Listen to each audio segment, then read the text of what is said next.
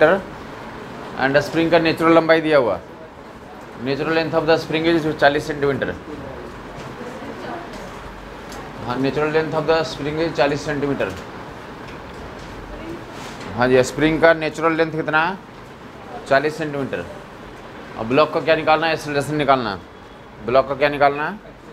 सी देखेंगे क्या इस क्वेश्चन का स्प्रिंग का क्या रिलेशन है। तो स्प्रिंग के बारे में जानते हो, स्प्रिंग जब इलोंगेशन या कंप्रेशन में होता है तो स्प्रिंग फोर्स होता है, और कितना होता है वो? kx, इतना ही यूज है। स्प्रिंग जब कंप्रेशन में होगा या इलोंगेशन में होगा तो वहाँ पे क्या लगता है? Spring force. कितना होता है? मैग्नीट्यूड। तो हमें देखना होगा कि स्प्रिंग इलोंगेशन में है या कंप्रेशन में है। तो स्प्रिंग की नेचुरल लंबाई दी हुई है, स्प्रिंग का नेचुरल लंबाई 40 सेंटीमीटर है। यहाँ पे जो स्टेटस दिखाया ज्योमेट्री उसके अनुसार से कितना आ रहा है लंबाई स्प्रिंग की? 50 आ रहा है। तो एक्चुअल लेंथ से ज़्यादा है या कम है? एक्चुअल लेंथ 40 होना चाहिए, जबकि यहाँ पे जब शो कर रखा है तो कितना दिख रहा है? 50। तो वह कितना इलोंगेट हो रखा है? तो 10 सेंटीमीटर का इलोंगेशन है। एक्चुअल लंबाई जो है 40 सेंटीमीटर है, बट यहाँ पे जो डायग्राम दिख रहा है उसमें कितना है इसकी? 50, मतलब फैल गया वो, एक्सपेंडेड स्टेट में। कितना एक्सपेंशन है? तो 10 सेंटीमीटर का एक्सपेंशन है। तो स्प्रिंग फोर्स निकाल लोगे तुम। स्प्रिंग फोर्स की वैल्यू कितनी हो जाएगी? तो F इक्वल टू kx, के की वैल्यू कितना दिया हो? तो 210 सेंटीमीटर एक्स है, तो 20 न्यूटन हो गया स्प्रिंग फोर्स। स्प्रिंग फोर्स की वैल्यू 20 न्यूटन हो गई। नेचुरल लंबाई 40 है, 10 कहाँ से है? 50 माइनस 40, 50 क्या है? तो अभी जो स्टेटस है उसमें 50 लंबाई है, जबकि ओरिजिनल लंबाई कितनी है उसकी? 40। दोनों को माइनस कर लेंगे तो क्या निकल जाएगा हमारा? इलोंगेशन निकल जाएगा। इलोंगेशन निकल गया तो क्या निकाल लेंगे आप? तो स्प्रिंग फोर्स निकालो kx से। स्प्रिंग फोर्स की वैल्यू kx से फाइंड कर लेंगे। तब देख लेंगे इनका काम खत्म हो गया। अब हमारे पास बेसिकली इतना डायग्राम बच गया कि स्प्रिंग कितना फोर्स लगा रहा है ये। तो स्प्रिंग जो है आप हटा सकते हैं, स्प्रिंग को कोई ज़रूरत नहीं है इसकी। ये कितना बेसिकली फोर्स लगा? 20 न्यूटन। जो पीछे वाला डायग्राम था और अभी वाला डायग्राम में कोई फ़र्क नहीं है। यहाँ से भी क्वेश्चन को स्टार्ट किया जा सकता था कि इस पर कितने न्यूटन का फोर्स लग रहा है? तो 20 न्यूटन का फोर्स लग रहा है। कितना का फोर्स लग रहा है? 20 न्यूटन का फोर्स लग रहा है। 20 न्यूटन का फोर्स लग रहा है। और ये ज्योमेट्रीज देख लोगे, ये 40 है और ये 30 है। तो दिस एंगल इज, ज्योमेट्री से 30, 40, 50 ट्रायंगल बताया था आपको। 30, 40, 50 ट्रायंगल, तो डेट इज 53 डिग्री। कंपोनेंट ले लें, 20 का कंपोनेंट इधर आएगा, इधर आएगा। इधर कितना गया? 20 इंटू कॉस 53, कितना हो जाएगा ये? 12। इधर साइन आ जाएगा, इधर 16 न्यूटन का कंपोनेंट आ जाएगा। इधर 12 का और इधर कितने का?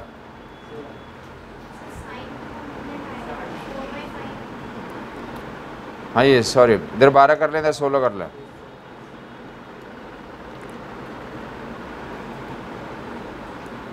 ये जो है तो डैट इज इधर 20 इंटू साइन 53, 4/5 कर लोगे तो 16 हो जाएगा। और इधर जो है 20 इंटू तो कॉस 53, डैट विल 3/5, 12 न्यूटन हो जाएंगे। तो इधर क्या कर देंगे? 12 हो गया। नॉर्मल भी इधर डाल दोगे तुम, नॉर्मल भी इधर लग रहा होगा तो नॉर्मल इधर है, इधर ही 12 न्यूटन भी है। और वेट कहाँ लग रहा होगा? 20 Newton.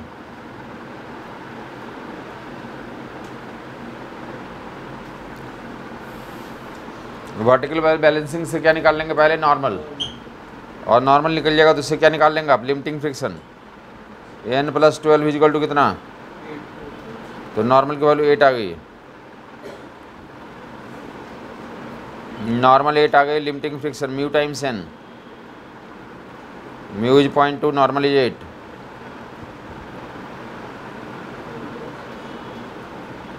One 1.6 Newton.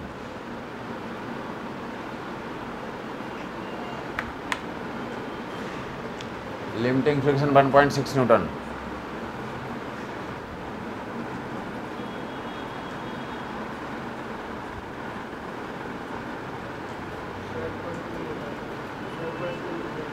Okay, net force निकाल लेंगे।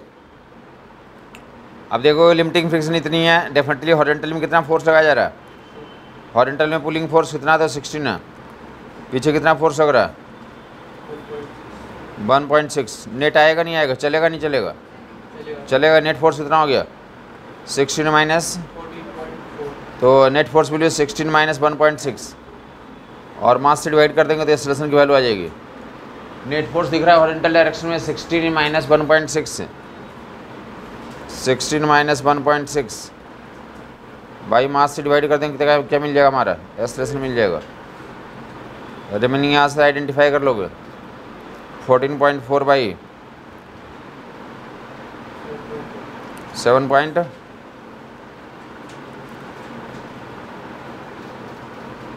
एक्सेलरेशन की वैल्यू 7.2 मीटर पर सेकंड स्क्वायर आ जाएगा। समझ आ गया होगा लोगों को? स्प्रिंग फोर्स का बस इतना ही पर्पस था कि वहाँ पे क्या तो kx लेना था हमारा। स्प्रिंग फोर्स का पर्पस बस इतना ही था। तो जल्दी से रिपीट कर लें प्रोसेस को, जल्दी से देखते हैं कौन सही आंसर निकाल पा रहा है। भाई फिर से k दिया हुआ उतना ही, k कितना पिछले क्वेश्चन में था? k उतना ही है।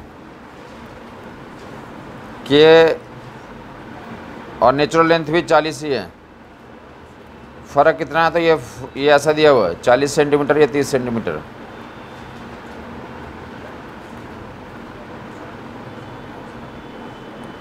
ये 2 किलो है, सब कुछ वही है।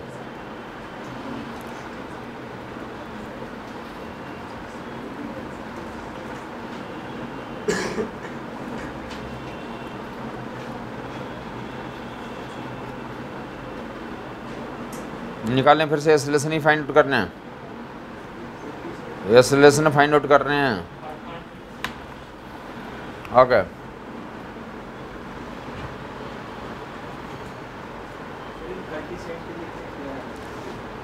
थर्टी सेंटीमीटर वो ज्योमेट्रिकल लंबाई है 30 सेंटीमीटर और ये कितना है? तो 40 सेंटीमीटर और ये स्प्रिंग ऐसे तो वहाँ कनेक्ट किया वो।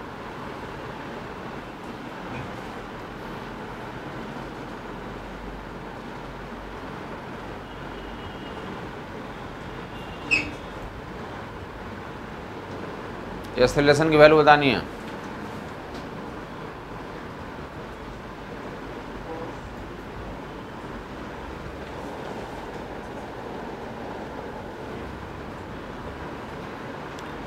ट्रायंगल फिर से 30, 40, 50 है। एंगल कितना देख लोगे तुम?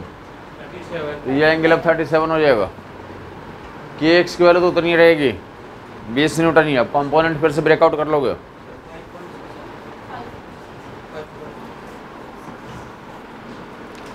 kx की वैल्यू 20 न्यूटन, 20 न्यूटन।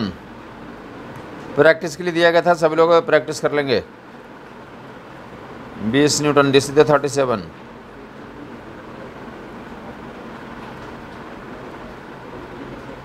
इधर और इधर 20 के साथ इधर कॉस कंपोनेंट आ जाएगा डब्ल्यू। कितना 16 आ रहा है? कितना आ रहा है? 16 आ रहा है। और इधर साइन कंपोनेंट आएगा W12। वर्टिकल इक्विलिब्रियम से नॉर्मल निकाल लोगे।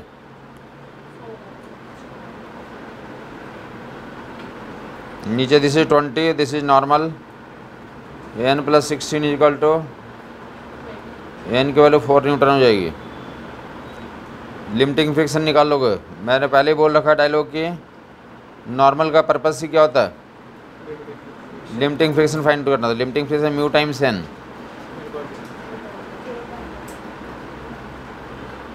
नेट फोर्स पता कर लोगे।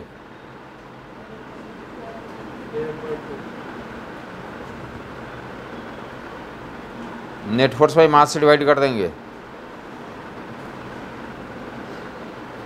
Mass is 2, net force will 12 minus 0.8।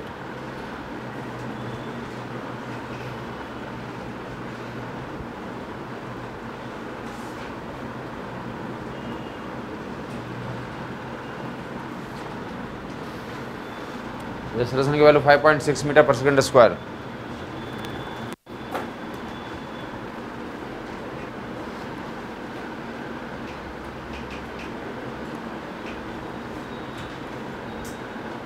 मतलब पूरा का पूरा गेम क्या था हमारा, पहले नॉर्मल फाइंड आउट करो और नॉर्मल फाइंड आउट करने के बाद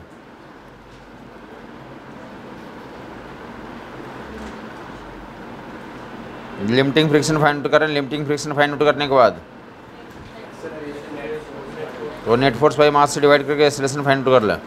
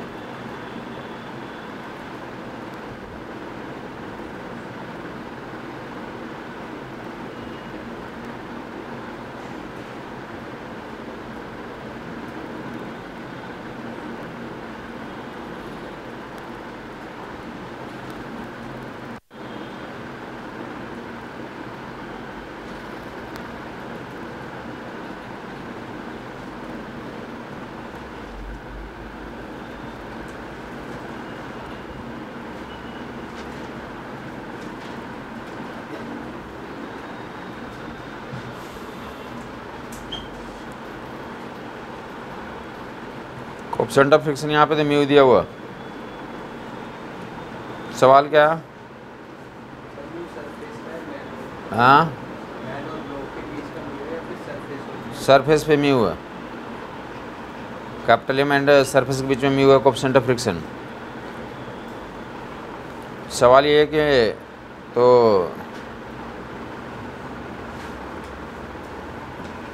force applied by man to keep the system in equilibrium.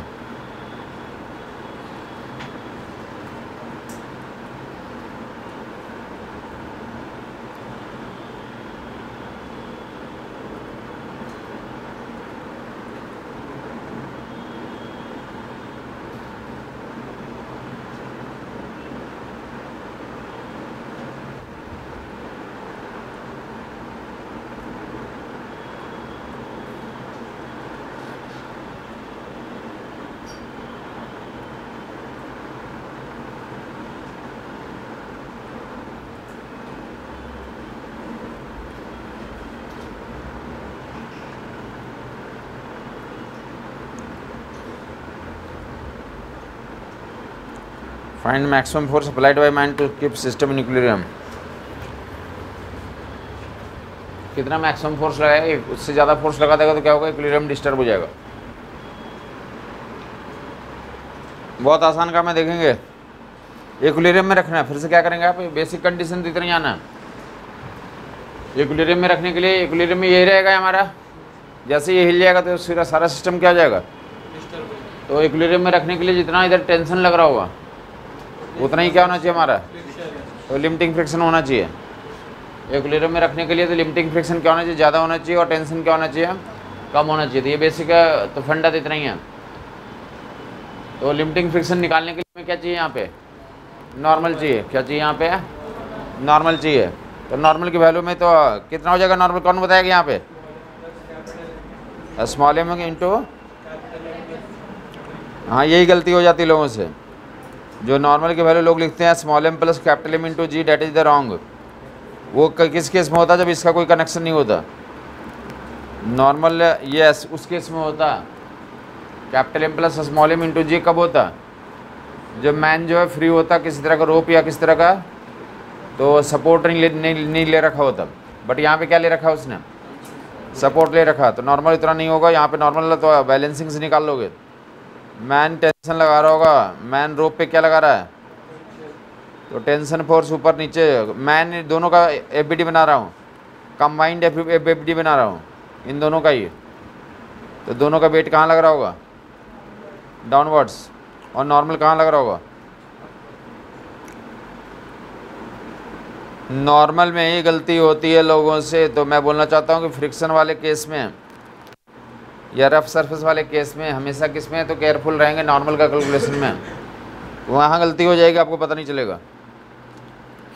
ये क्या हो गया, नॉर्मल हो गया, ये कितना हो गया, तो एम प्लस एम इंटू जी, कंबाइंड एफबीडी खींच रहे हैं, और मैन जो फोर्स लगा रहा है तो क्या हो गया, तो टी हो गया।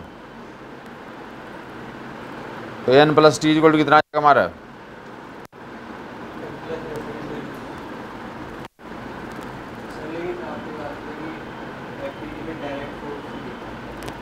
अरे तो वह डायरेक्ट फोर्स से दिखा रहा हूँ, कैपिटल और स्मॉल एम दोनों को, दोनों को एक ही मान के दिखा रहा हूँ ना। अलग अलग तुम्हें दिक्कत है तो अलग अलग करके निकाल सकते हो, दोनों का अलग अलग करके निकाल सकते हो। समझ आई बात नहीं? यहाँ पे मैंने दोनों को कैपिटल एम और स्मॉल एम को क्या ले लिया, तो कलेक्टिवली दिखा दिया। स्मॉल और एम और कैपिटल एम को एक ज्वाइंट ऑब्जेक्ट मान के दिखा दिया। अगर दिक्कत है किसी को तो अलग अलग करके निकाल सकते हो, वहाँ से भी उतना ही आंसर आएगा। 2 बार लिखना पड़ेगा, आंसर वहाँ से भी उतना ही आ जाएगा।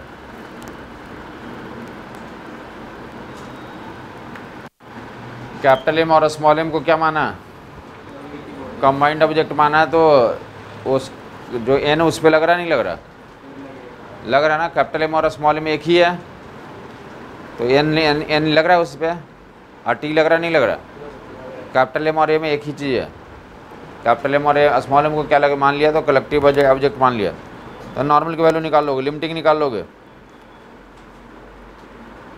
बता दिया कि इसी पॉइंट में गलती होती है, काफ़ी लोग नॉर्मल को उतना लिख के चले जाते हैं, इतना लिख देते हैं, गलत हो जाएगा यहाँ पे।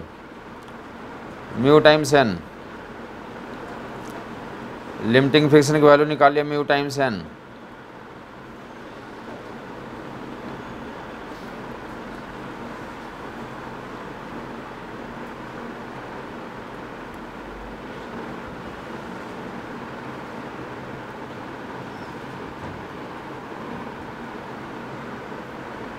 कंडीशन क्या हमारा, कौन बड़ा कौन छोटा? लिमिटिंग ज़्यादा होना चाहिए और टेंशन क्या होना चाहिए? ये कंडीशन सोल्व कर लोगे, टी की वैल्यू यहाँ से निकाल लोगे। ये जो है मैन जो फोर्स लगाएगा वो किस फॉर्म में आएगा? In the form of tension. Limiting friction is greater कर दोगे।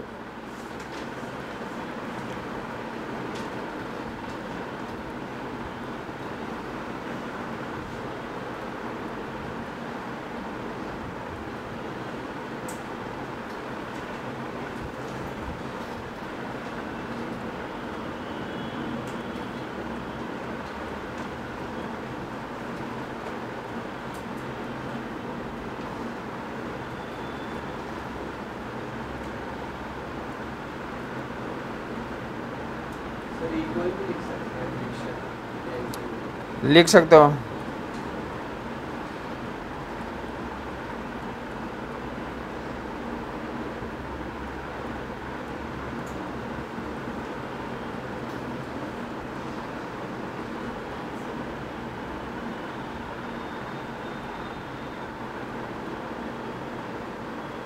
जो मैन फोर्स अप्लाई करेगा टेंशन ग्रुप में अपीयर करेगा, ये टेंशन की वैल्यू निकाल दिया गया।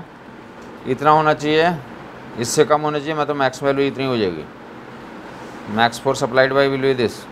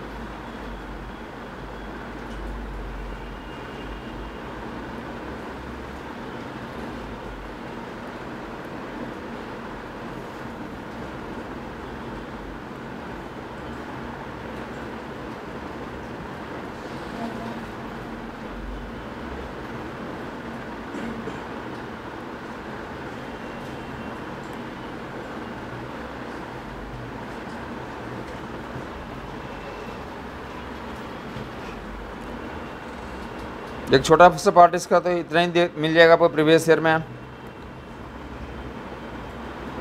इसी का छोटा सा वर्सन उस पे भी आते हैं जो दिखाया गया था, बाकी छोटा सा वर्सन ऐसे मिल जाता है।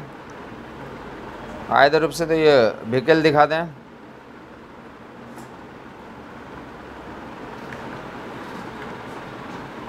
व्हीकल दिखा दें, या जस्ट ब्लॉक को सरफेस पे तो पुश करने वाली सिस्टम दिखा दें, एक ही बात है।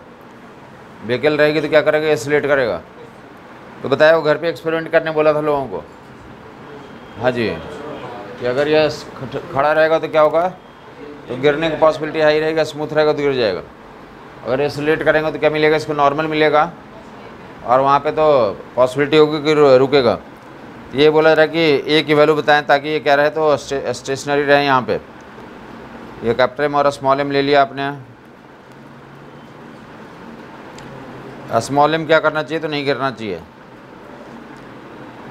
तो कितना से एसिलेट करना पड़ेगा, ए की वैल्यू बतानी ताकि क्या करें हमारा। ओके, ए की वैल्यू निकालनी है। Small M does not slip.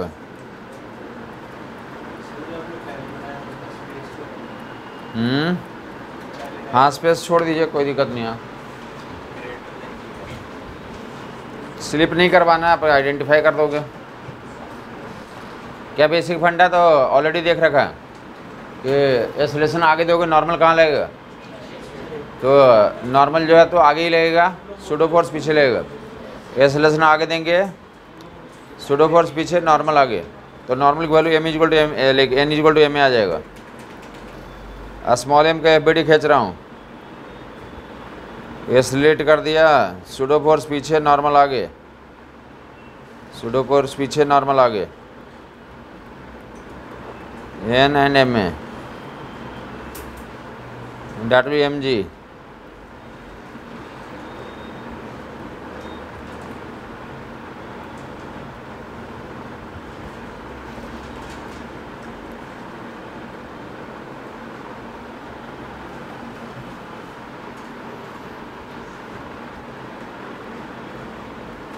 Tension कहाँ लगेगा, तो स्ट्रिंग है ही नहीं, तो टेंशन की ज़रूरत ही नहीं है यहाँ पे। नीचे एम जी, ऊपर जो है फ्रिक्शन वहाँ पे एक्ट करेगा। एम जी को बैलेंस करने वाला कोई नहीं कोई होना चाहिए वहाँ पे। तो एन इक्वल टू कितना आ गया यहाँ से, हॉरिजॉन्टल इक्विलिब्रियम के लिए, हॉरिजॉन्टल इक्विलिब्रियम के लिए N equal to M G, sorry N equal to M A, limiting mu M A, limiting friction की वैल्यू कितना, तो mu times N, and friction force की वैल्यू, वर्टिकल इक्विलिब्रियम से friction निकल जाएगा। इन दोनों में क्या रिलेशन बताया गया था, limiting friction force and friction force में क्या रिलेशन है, लिमिटिंग फ्रिक्शन फोर्स और फ्रिक्शन फोर्स में क्या रिलेशन बताया था लोगों को। Limiting is greatest of all frictional force, ये कंडीशन होल्ड करवा दोगे। Limiting is greatest of all frictional force. जितने भी क्वेश्चंस के आंसर क्या हैं, ज़्यादा या कम में रहता है उनका एक तो क्लू ये रहता है, ये कंडीशन अप्लाई करोगे तो वहाँ से ग्रेटर और लेस की बाउंड्री निकल जाएगी। Limiting friction force is greatest of all frictional force. Limiting की वैल्यू कितना निकाला था हमने, म्यू एम ए, और फ्रिक्शन की वैल्यू कितना निकाला है, तो ए एंड म्यू पे कंडीशन आ जाएगा यहाँ पे।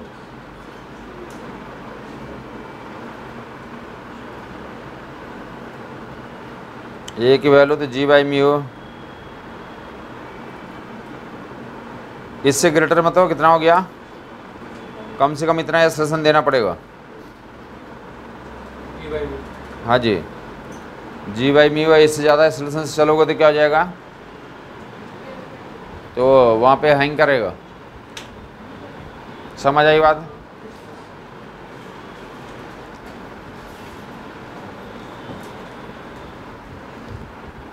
Limiting friction is greatest of all frictional force. तो देखेंगे अब यहाँ पे जो अर्लियर वाला केस था हमारा, जो ये वाला केस था, इसमें क्या होता था, दो ब्लॉक्स हैं और इसमें पूछा क्या जाता है,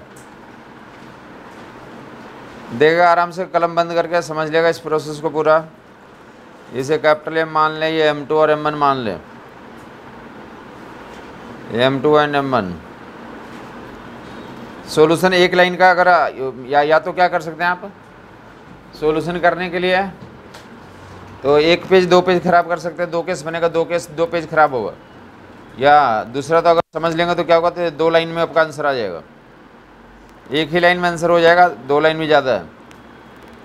म्यू और म्यू यहाँ पे दोनों जगह पे रफनेस है, कैपिटल में स्मॉल में। अब क्या सिस्टम है हमारा, तो यही है कि कितना धक्का लगाएं, कैपिटल एम पे कितना फोर्स लगाएं, कैपिटल एम पे क्या लगाएं हम लोग, कितना धक्का लगाएं, कैपिटल एम पे कितना धक्का लगाएं, ताकि क्या हो हमारा M1 M2 नहीं चले। M1 M2 क्या रहे, कैपिटल एम के रिस्पेक्ट में क्या रहना चाहिए, स्टेशनरी रहना चाहिए। समझ आई बात। क्वेश्चन यही है कि मैक्सिमम इस पे कितना फोर्स लगाएं, एम पे क्या लगाएं, कितना फोर्स लगाएं, कैपिटल एम पे फोर्स। ये स्मूथ है, नीचे वाला क्या है, तो कैपिटल एम पे कितना किक मारे हैं, ताकि ये दोनों क्या रहे हैं, स्टेशनरी रहे। ये विदाउट फ्रिक्शन हमने न्यूटन लॉ में कर रखा ऑलरेडी, जहाँ पे न्यूटन लॉ में ये दिखा था कि यहाँ फ्रिक्शन, यहाँ पे फ्रिक्शन नहीं है, ये सिस्टम चल रहा था और इन दोनों को क्या कर रखना था, स्टेशनरी। तो ये बताया था कि पीछे जो सूडो फोर्स लगेगा और इस क्या कर देंगे, बैलेंस कर देंगे, तो वहाँ पे ए निकल जाएगा, और ए निकल जाएगा तो क्या हो जाएगा हमारा, हाँ जी, तो कितना फोर्स अप्लाई करना है तो वो निकल जाएगा। टोटल मास इंटू एक्सेलरेशन से गुना कर देंगे तो फोर्स की वैल्यू निकल जाएगी। तो ये ऑलरेडी कर रखा है हमने स्मूथ सरफेस के लिए। अब किसके लिए करने जा रहे हैं, रफ सरफेस पे M2 और M1 को क्या कर रखना है हमें, तो स्टेशनरी रखना है। तो ध्यान से देखो, 2 केस यहाँ पे पॉसिबल होता है, समझ लेंगे, कलम बंद करके समझ लें आप। बताइए, या तो बता दें कि दो पेज खराब करके आंसर निकालोगे, या जो होशियार होगा तो सीधा ये एक लाइन में ही आंसर लिख देगा, ख़त्म हो जाएगा। क्या बोला है, M1 M2 क्या करना है, स्टेशनरी रखना। उसको स्टेशनरी रखने के लिए तो कैपिटल एम पे क्या लगाना, फोर्स लगाना। तुम फोर्स नहीं लगाओगे, मान लो फोर्स नहीं लगाया, तो नहीं लगाया तभी इसकी टेंडेंसी कहाँ जाने की होगी, और इसकी टेंडेंसी, और मान लिया कि किसी कारण से यहीं रुका हुआ, ये दोनों M1 M2 क्या है, रुका हुआ। जब तुम फोर्स नहीं लगा रहे हो तो क्या होगा, इसकी टेंडेंसी नीचे जाने की होगी, और इसकी टेंडेंसी कहाँ जाने की होगी, फॉरवर्ड जाने की होगी। और क्या, तो दोनों किसी कारण से जो भी लिमिटिंग फ्रिक्शन की वैल्यू है, इसके कारण ये क्या कर रहा है, ये नहीं चल रहा, ये भी क्या कर रहा, नहीं चल रहा। समझ ये बात। एक केस तो ये हो सकता है, या दूसरा केस क्या हो सकता है, सुनोगे, बहुत ज़्यादा फोर्स लगा दिया तुमने, बहुत ह्यूज फोर्स लगा दिया, ह्यूज फोर्स इस सिस्टम पे लगा दिया, तो इस पर एक सूडो फोर्स क्या लगेगा, ह्यूज सूडो फोर्स लग जाएगा पीछे की तरफ, बहुत बड़ा सूडो फोर्स पीछे की तरफ लगेगा, तो उसकी टेंडेंसी कहाँ जाने की होगी, और इसकी टेंडेंसी कहाँ जाने की होगी, ऊपर जाने की होगी। तो इन दोनों M1 और M2 को स्टेशनरी रखने के लिए यहाँ पे एक फोर्स का रेंज आता है कि इतना से कम लगाओगे और इतना से ग्रेटर लगाओगे, तो उस कंडीशन में क्या रहेगा, ये स्टेशनरी रहेगा। इतना से कम और इतना से ग्रेटर के लिए तो एक रेंज ऑफ फोर्स आते हैं, उनके बीच में फोर्सेस लगाते रहोगे तो क्या होगा, ये नहीं चलेगा, रुका ही रहेगा।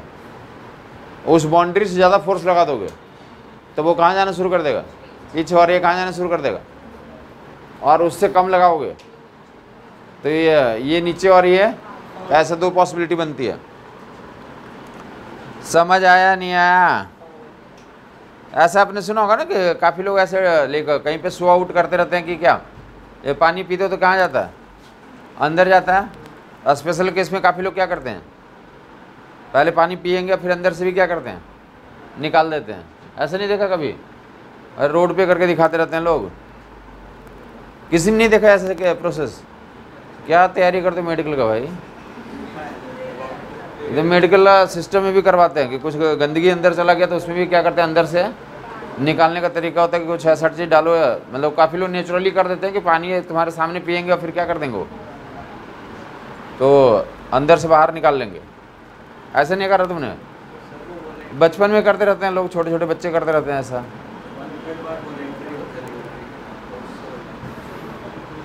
हाँ, मतलब कुछ बच सकता है, मतलब अगर 5 गिलास पानी पिया तो मे भी 3 गिलास 4 गिलास निकाल दिए, 1 गिलास बच गया, 1 गिलास बच गया और नीचे से निकल जाएगा, ऐसा कोई दिक्कत नहीं उससे। कोई ज़रूरत नहीं कि मतलब 100% मैं निकालूँ, लग गया कि मैं निकालूंगा, ऐसा नहीं।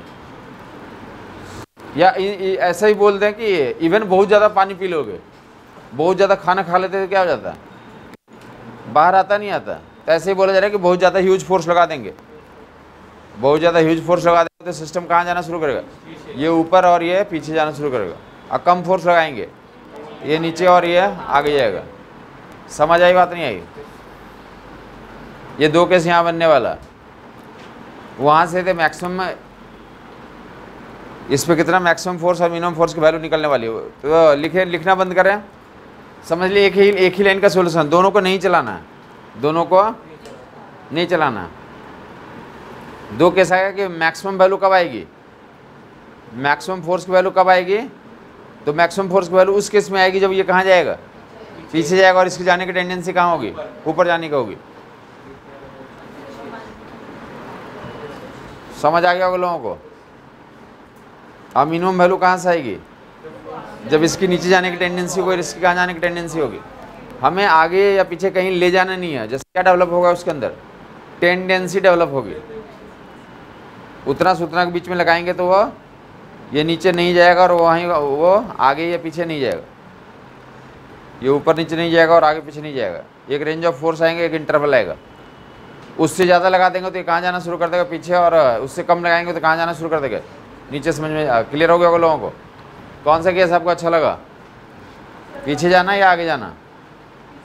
पीछे जाना किस केस में पीछे जाता है, सूडो फोर्स नहीं। जब बोलेंगे फोर्स जो है तो मैक्सिमम वैल्यू लगाएंगे तो क्या होगा उसमें, तो पीछे जाने की टेंडेंसी होगी, और कम वैल्यू लगाएंगे नीचे जाने की टेंडेंसी होगी। हमें आगे पीछे ले जाना नहीं है, सिस्टम को किस में रखना, M1 M2 को इक्विलिब्रियम में रखना। जाएगा आगे कौन, capital M, M1 and M2 ground के रिस्पेक्ट में आगे जाएगा। कैपिटल M स्मॉल m में लोग ग्राउंड के रिस्पेक्ट में कहाँ जाएंगे, बट कैपिटल M के रिस्पेक्ट में M1 M2 क्या रहेंगे, स्टेशनरी रहेंगे। ये सिस्टम हम लोग पढ़ रहे हैं। कैपिटल M के रिस्पेक्ट में M1 M2 क्या रहेंगे। तो आप देखें यहाँ से एक ही लाइन में मैं बोलना चाहता हूँ कि मैक्सिमम एक्सेलरेशन की वैल्यू या मिनिमम एक्सेलरेशन की वैल्यू निकालेंगे, और जब एक्सेलरेशन की वैल्यू निकल जाएगा तो टोटल मास इनटू एक्सेलरेशन कर देंगे, तो क्या बन जाएगा, वो फोर्स बन जाएगा। क्लियर है यार? तो देखेंगे ऊपर, देखेंगे एक ही लाइन में सोल्यूशन आने वाला है। कौन सा मैक्सिमम वैल्यू निकालूं या मिनिमम निकालूं, मैक्सिमम। तो मैक्सिमम निकालने के बाद पता हो गया होगा कि मिनिमम के केस में क्या चेंज होता है, सिर्फ और सिर्फ फ्रिक्शन का डायरेक्शन चेंज होगा। तो इसलिए जो मैक्सिमम वैल्यू आएगा उसमें म्यू को माइनस म्यू से रिप्लेस कर दूंगा, तो कौन सा वैल्यू आ जाएगा, पहले मैक्सिमम निकाल लेंगे और उसी एक्सप्रेशन में म्यू को माइनस म्यू से रिप्लेस कर देंगे तो क्या आ जाएगा, मिनिमम आ जाएगा। ऐसे म्यू को माइनस म्यू से रिप्लेस क्यों करना पड़ता है, ध्यान देगा इधर। मैक्सिमम का डिस्कशन कर रहा हूँ। अब मैक्सिमम फोर्स लगाएंगे तो सबको पता चलेगा कि इसकी टेंडेंसी कहाँ जाने की होगी, इसके पीछे और इसकी। तो फ्रिक्शन का डायरेक्शन बताओ, इससे जाने की टेंडेंसी पीछे है तो फ्रिक्शन आई कैप में, इसकी जाने की टेंडेंसी नीचे है, नीचे या ऊपर, इससे जाने की टेंडेंसी ऊपर, तो फ्रिक्शन यहाँ माइनस जे कैप में और फ्रिक्शन यहाँ पे तो प्लस आई कैप में। ऐसा हो गया, क्लियर है ये? हम कौन सा केस पढ़ रहे हैं, मैक्सिमम वाला। तो यहाँ पे मैं शो कर दे रहा हूँ, आपको उतारने की जरूरत नहीं है, फुल टाइम दिया जाएगा आपको, क्योंकि ऐसे यही केस जो है तो सर्कुलर मोशन भी एक बार हमें ज़रूरत पड़ेगी, या किसी भी चैप्टर में हमें ज़रूरत पड़ सकती है। ये फ्रिक्शन की वैल्यू, ये फ्रिक्शन की वैल्यू ऐसा लग रहा है, यही लग रहा है, कुछ और लग रहा है। जाने की टेंडेंसी ऊपर तो फ्रिक्शन नीचे है, जाने की टेंडेंसी पीछे तो फ्रिक्शन कहाँ है, आगे। ये दोनों जो है तो एफ एंड एफ, यहाँ पे दोनों की वैल्यू क्या होगी, तो अलग अलग होगी। यहाँ पे F1 मान लेता हूँ, यहाँ पे F2 नाम दे देता हूँ। बताएगा यहाँ पे नॉर्मल, बताओगे बेटा, तुम बताओगे यहाँ पे नॉर्मल बता पाओगे, नॉर्मल ऊपर की तरफ और M1G नीचे, वर्टिकल इक्विलिब्रियम से क्या जाएगा, नॉर्मल की वैल्यू M1G, नॉर्मल की वैल्यू M1G, और यहाँ पे लिमिटिंग फ्रिक्शन की वैल्यू तो mu times N, mu times normal, mu times M1G। Direct लिख दूँ F1 की वैल्यू, यहाँ पे F1 की वैल्यू जो है म्यू टाइम्स M1G। जिसको नहीं समझ में आया बता देगा, सिंगल जो ब्लॉक है तो रखा हुआ, नॉर्मल की वैल्यू M1G होगा, लिमिटिंग फ्रिक्शन की वैल्यू म्यू टाइम्स M1G। बर्दाश्त करें, एक बार एक ही लाइन में आंसर आएगा तो आप समझ लीजिए। सब ये कुछ सोल्यूशन नहीं है, ये अंडरस्टूड है कितना, तो आप मान लिया तक कर लेते हो तुम। बाकी यहाँ पे नॉर्मल कौन बताएगा M2 के लिए? गुड, M2 ये नॉर्मल होगा, नॉर्मल इधर हो गया, सूडो फोर्स इधर हो गया, तो नॉर्मल की वैल्यू कितनी आ गई हमारी, और करस्पॉन्डिंग फ्रिक्शन की वैल्यू, तो फ्रिक्शन F1 F2 पता चल गया, फ्रिक्शन की वैल्यू F1 F2 पता हो गया। किसी को अभी भी दिक्कत बताएगा? फ्रिक्शन की वैल्यू हमें पता चल गई, F1 F2 पता चल गया। ये ऑलरेडी आपको पता था कि नॉर्मल से तो फ्रिक्शन निकलता है, लिमिटिंग फ्रिक्शन दोनों जगह पे निकाल लिया गया। ऊपर देखिए, अब अगली लाइन में सोल्यूशन है हमारा। F1 F2 दिख गया आपको, F1 F2 दिख गया। अब अगला लाइन में सोल्यूशन देगा इधर, सूडो फोर्स M1 पे कहाँ लग रहा होगा, पीछे या आगे? मैक्सिमम लगा रहे हैं, इंटायर सिस्टम आगे जा रहा है, तो ह्यूज सूडो फोर्स कहाँ लग रहा है, तो M1 इधर लग रहा है।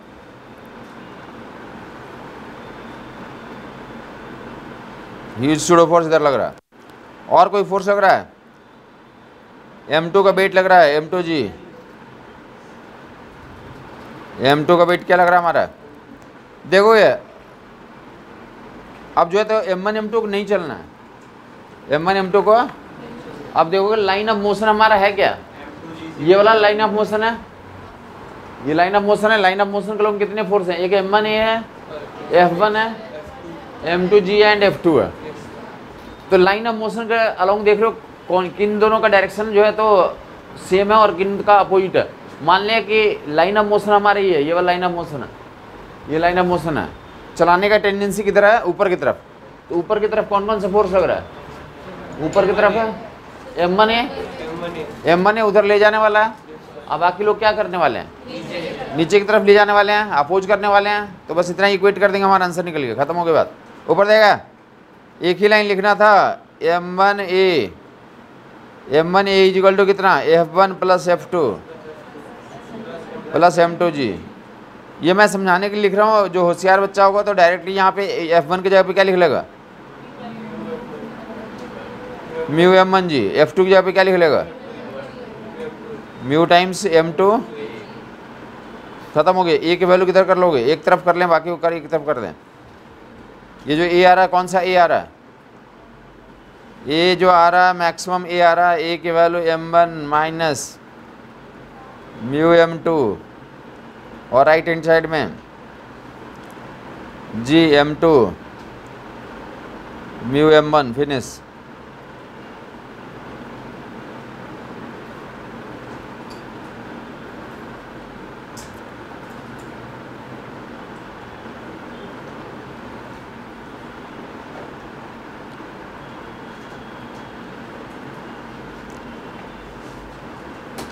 और M1 M2 बराबर होंगे तो कितना आंसर आ जाएगा,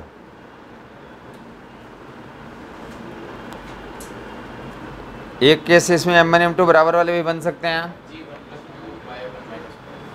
अगर M1 M2 बराबर है, कितने लोगों को लग रहा है कि 0 आ जाएगा या इन्फिनिटी आ जाएगा?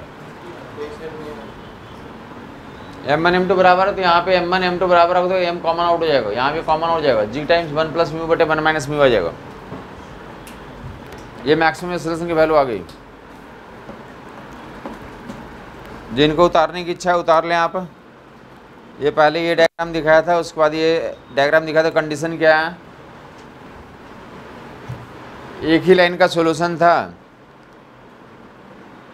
लाइन ऑफ मोशन का ऑब्जर्व करेंगे तो एक ही लाइन में हमारा सॉल्यूशन आ जाता है। अगला सॉल्यूशन जो है मिनिमम एक्सेलरेशन निकालने के लिए क्या कर देंगे हम लोग, म्यू को माइनस म्यू से रिप्लेस कर देंगे, तो ऊपर में क्या हो जाएगा, M2 minus mu M1, M1 plus mu M2 नीचे आ जाएगा। ए की वैल्यू मिनिमम वैल्यू निकल के आ जाएगी।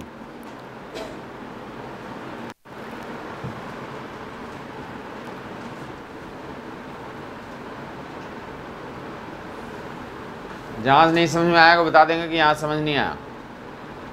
M1 M2 को नहीं चलाना।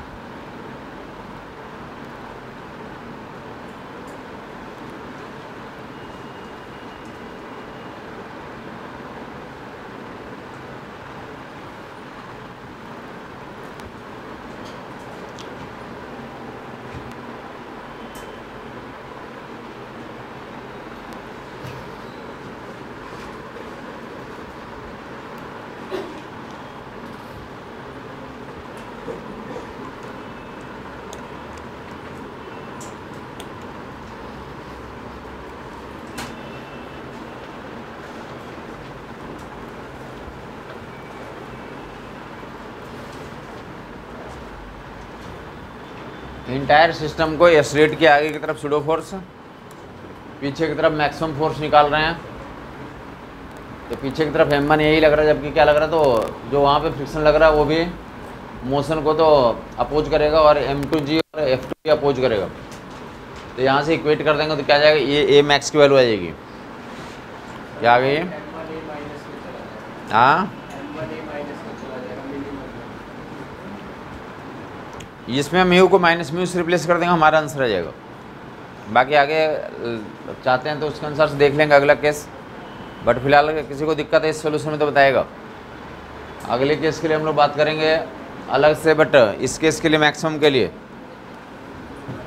मैक्सिमम धक्का मारेंगे तो क्या लगेगा, सूडो फोर्स पीछे, टेंडेंसी पीछे जाने की तो फ्रिक्शन फोर्स आगे, टेंडेंसी ऊपर जाने की फ्रिक्शन फोर्स। तो क्या दिखाओगे, M1 ए पीछे लग रहा है और F1 भी तो मोशन को अपोज कर रहा है और F2 भी अपोज कर रहा है, M2G भी क्या कर रहा है, अपोज कर रहा है। तो बैलेंस कर देंगे, ए की वैल्यू निकल जाएगी। ये क्या आएगा, मैक्सिमम ए आ जाएगा। ये क्या आ जाएगा, मैक्सिमम ए आ जाएगा। This the maximum acceleration. हाँ, मैक्सिमम एक्सेलरेशन।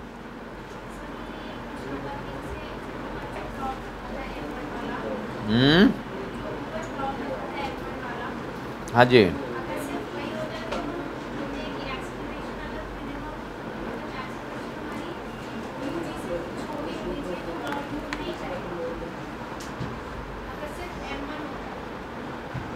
सिर्फ M1 होता।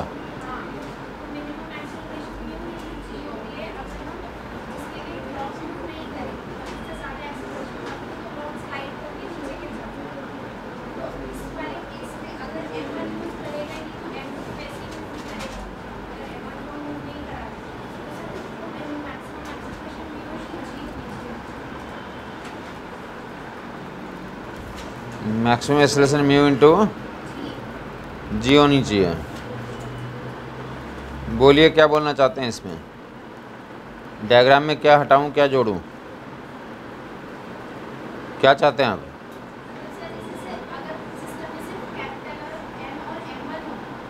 कैपिटल M एंड M1 होता।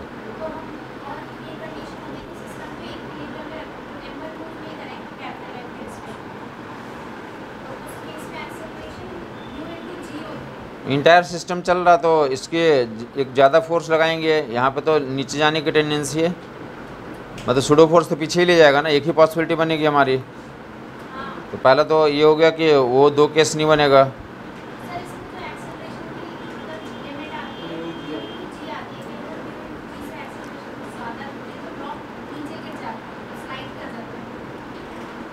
म्यू M1G आप बोलते हैं कि नहीं चलाने के लिए जैसे दोनों क्या हो जाना चाहिए, बराबर हो जाना चाहिए हमारे, क्या हो जाना चाहिए, तो नहीं चलेगा।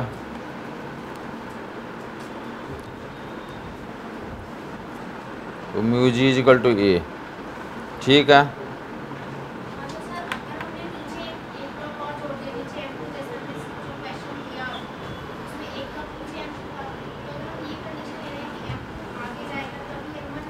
नहीं तो उसमें M2 का वेट भी काउंट रोल प्ले करेगा ना, वहाँ पे जो इतना ये वाला एक केस नहीं आएगा ना उसमें, और भी उसका भी तो इफेक्ट आ जा रहा है।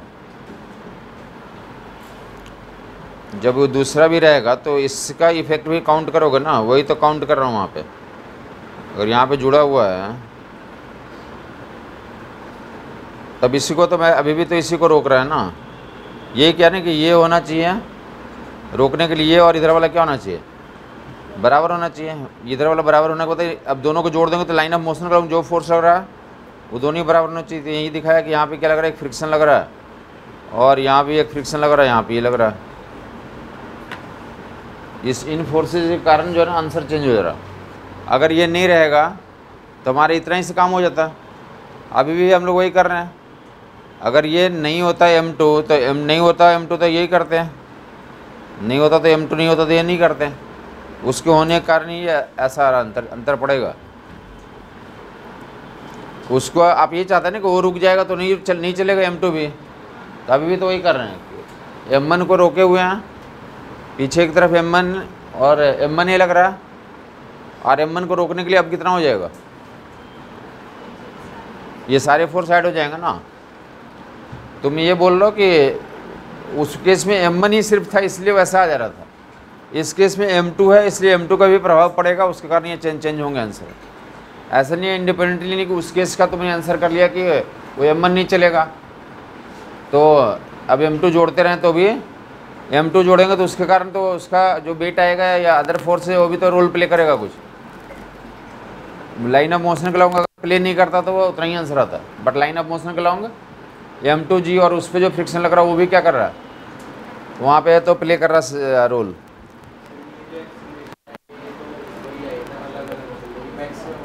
ये मैक्सिमम एक्सेलरेशन हो गया अलग अलग, दोनों अलग नहीं होंगे, ये साथ में रहेंगे। M1 और M2 नहीं चल रहे हैं कैपिटल M के रिस्पेक्ट में। ये मैक्सिमम एक्सेलरेशन हो गया जिसके लिए क्या हो गया हमारा, this is the maximum force F max हो गया फॉर विच बोथ ब्लॉक्स। तो M1 M2 स्टेशनरी है। अरे ज़्यादा सूडो फोर्स लगा तो टेंडेंसी हुई ना, अब इससे ज़्यादा लगा देंगे तो क्या हो जाएगा हमारा, तब जो सूडो फोर्स ज़्यादा बढ़ जाएगा तो क्या करना शुरू कर देगा, पीछे जाना शुरू कर देगा और ये कहाँ चढ़ाना शुरू कर देगा ऊपर, ये बाउंड्री आ गई। इससे ज़्यादा लगा देंगे तो क्या हो जाएगा, तो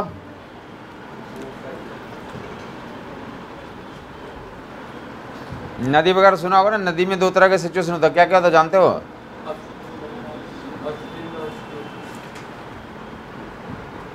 बाउंड्री कंडीशन की नदी कब कहलाएगी, एक पर्टिकुलर अमाउंट ऑफ वाटर होना चाहिए उसके अंदर, समझ आई बात नहीं है।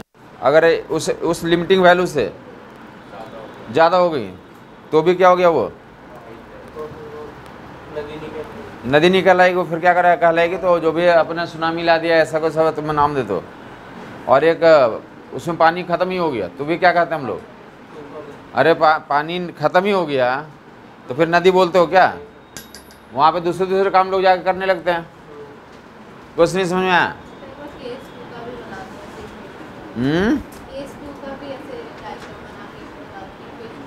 केस 2 का डायग्राम आप बताएं, आपको सोचना चाहिए ना। अब जैसे काफ़ी लोग सोच रहे हैं तो ऐसे आपको भी सोचना चाहिए। केस 2 का डायग्राम ही बोल रहे हैं, केस 2 का डायग्राम बताओ। चले पहले केस 2 का आंसर निकाल देता हूँ, उसको डायग्राम बता देता हूँ। ऊपर देगा मैक्स वैल्यू निकाल दिया, मिनिमम वैल्यू के लिए आंसर करना है।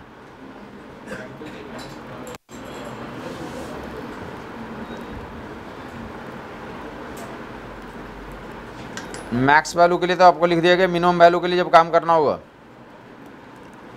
तो म्यू को माइनस म्यू से रिप्लेस करके आंसर लिख लें। पहले तो आपको आंसर एलिमिनेट करने के लिए आना चाहिए कि हमें आंसर कर लेना, बाकी एक्सप्लेनेशन हम देख लेते हैं क्या करना है। ये म्यू को माइनस म्यू से रिप्लेस कर देंगे, ऊपर क्या बन जाएगा हमारा,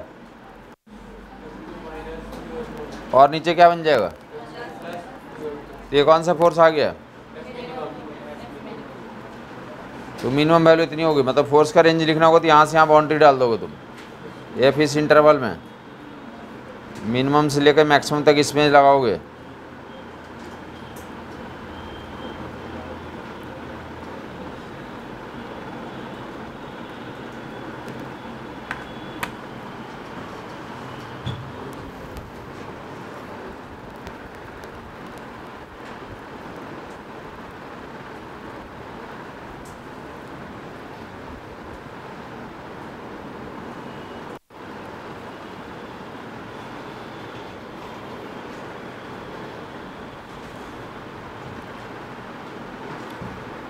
इसके बीच में क्या होगा तो एक्सेप्टेबल होगा कि स्टेशनरी M1 M2 इसके बीच में क्या होगा, समझ आई बात नहीं। किसी भी काम को करते हैं तो इसमें एक रेंज ऑफ वैल्यूज भी आते हैं कुछ केसेस में, ये रेंज ऑफ वैल्यूज है, रेंज ऑफ फोर्सेज हैं। क्लियर बात हो गई। इतना के बीच में लगाएंगे तो हमारा क्या होगा, तो बाकी डायग्राम जिनको डायग्राम से इंटरेस्ट है और अदर सॉल्यूशंस में जिनको इंटरेस्ट है,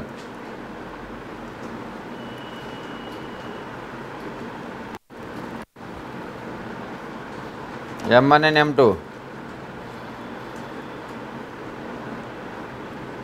ये बोल रहे हैं कि FBD दिखा दो हमें, FBD दिखाओ जिस केस में क्या होगा, कम फोर्स लगाएंगे। क्या लगाना चाहते हैं ये M2 तो ऐसे ही लग रहेगा, कम फोर्स लगाओगे तो M2 की कहाँ जाने की टेंडेंसी होगी, तो ये जो फ्रिक्शन लगेगा कहाँ लग जाएगा, अब और M1 की कहाँ जाने की टेंडेंसी होगी, तो फ्रिक्शन कहाँ लग जाएगा, तो जो भी F1 और F2 जो दिखाया था तब ऐसा लग जाएगा। ये सूडो फोर्स अभी भी कहाँ लगेगा, हाँ जिनको दिक्कत था फोर्स आगे लगाइए, एक्सेलरेशन आगे दिया तो सूडो फोर्स पीछे लगेगा, सूडो फोर्स यहाँ भी लगेगा यहाँ भी लगेगा, बट इस पर हमें ज़रूरत नहीं है। यहाँ पे जब लाइन ऑफ मोशन को बैलेंस करेंगे तो सूडो फोर्स पीछे, हाँ बेटा ज़रूरत है, लेकिन हर लाइन ऑफ मोशन के लिए हमें ज़रूरत नहीं है। वो तो निकाल लिया कि नॉर्मल की वैल्यू यहाँ भी क्या होगी, M2 है, F2 की वैल्यू तो म्यू टाइम्स M2 हो जाएगा। बट हमें जो है F1 F2 का मैग्नीट्यूड पे कोई फ़र्क नहीं पड़ेगा, किस पे सिर्फ और सिर्फ फ़र्क पड़ता है, डायरेक्शन में फ़र्क पड़ता है। इसीलिए क्या होता है आंसर, उसी एक्सप्रेशन में म्यू को माइनस म्यू से रिप्लेस करने से हमारा आंसर आ जाता है। इसीलिए आ जाता है क्योंकि मैग्नीट्यूड पे कोई फ़र्क है। पहले केस में लिमिटिंग फ्रिक्शन की वैल्यू M1 म्यू टाइम्स है M1G, और यहाँ पे म्यू टाइम्स M2G। सिर्फ और सिर्फ क्या होता है, डायरेक्शन चेंज होता है फ्रिक्शन का, और क्या क्या नहीं चेंज होता।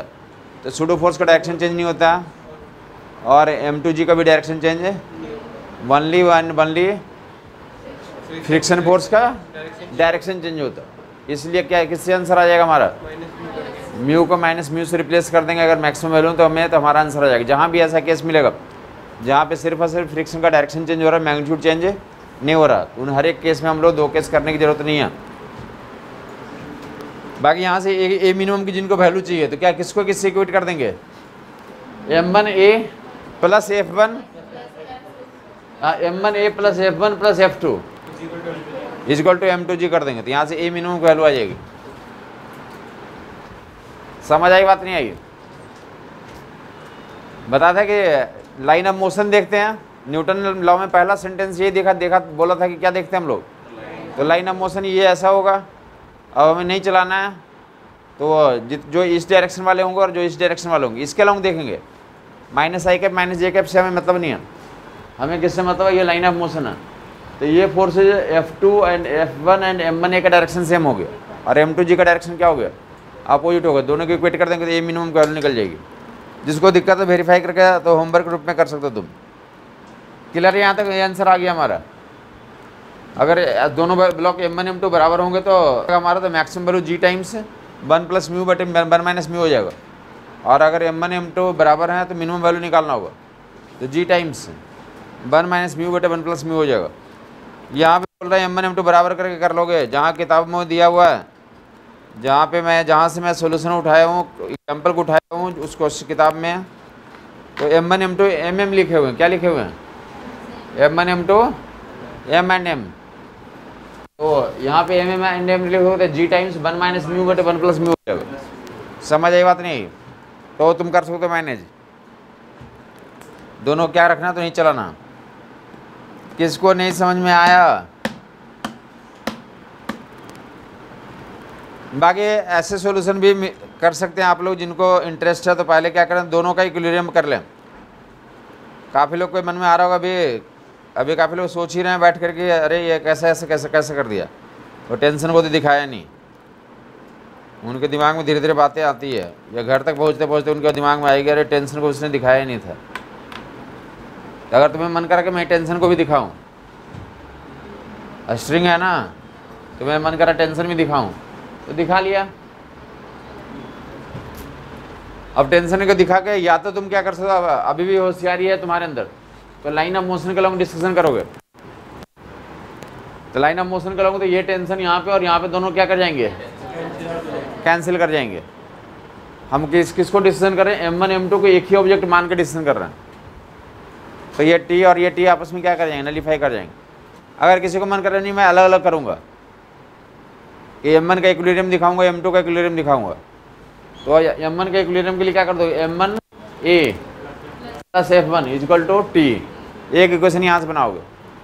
और M2 का इक्विलिब्रियम के लिए M2G equal to T plus F2, और यहाँ से T की वैल्यू और यहाँ से T की वैल्यू निकाल करके इक्वेट कर दोगे। इक्वेट कर देंगे तो क्या निकल जाएगा हमारा, A की वैल्यू निकल जाएगी। अरे T और T एलिमिनेट हो जाएगा ना, तो या तो अकल है तो डायरेक्टली फोटो से इक्वेट कर दिया कि हमें कट ही जाना ही है। M1 M2 का कंबाइंड लेंगे तो क्या जाएगा हमारा, T कैंसिल हो जाएगा, यहीं पर डायग्राम में कैंसिल हो जाएगा। अगर थोड़े कमज़ोर हो तो पहले लिखोगे 2 इक्वेशन बनाओगे और वहाँ से क्या निकालेंगे, टी को इक्वेट करके तो सोल्व करोगे उतना ही आ जाएगा। समझ नहीं आई बात? टी को इक्वेट करके तो आंसर उतना ही आ जाएगा। जैसी आपकी इच्छा वैसे कर सकते हैं। जिनको टेंशन में इक्वेट है, m1 का इक्विलिब्रियम अलग से करें, m2 का इक्विलिब्रियम अलग से करें, तो ऐसा आप कर सकते हैं।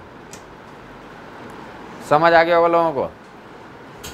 m1 m2 का अगर डायग्राम में हमने अभी तक जो सोल्यूशन बताया था पहले, वो m1 m2 को एक साथ मान लिया था, और लाइन ऑफ मोशन का टी क्या हो जाएंगे, कैंसिल कर जाएंगे, इसलिए हमें टी लिखने की ज़रूरत नहीं पड़ी थी। काफ़ी लोग इंटरेस्टेड होते हैं, तो मैं पहले भी बताया कि 2 तरह का दिमाग होता है, एक ट्रिकी होता है और दूसरा क्या होता है, रेगुलर दिमाग होता है। तो हमारा हमेशा क्या है, ट्रिकी दिमाग है। मैं ऐसी चीज़ें ही बताऊँगा जो जल्दी हो जाए। समझ आई बात नहीं है? जिनका रेगुलर दिमाग है तो रेगुलर दिमाग वाले ऐसा करते हैं, टी क्या दिखाओगे, इस m1 का इक्विलिब्रियम करेंगे तो टी हो गया, और पीछे कितना हो गया, एक इक्वेशन यहाँ से बनाएंगे और दूसरा यहाँ पे t + f2 = कितना, तो यहाँ इसका इक्विलिब्रियम करेंगे। अब दोनों से क्या करेंगे,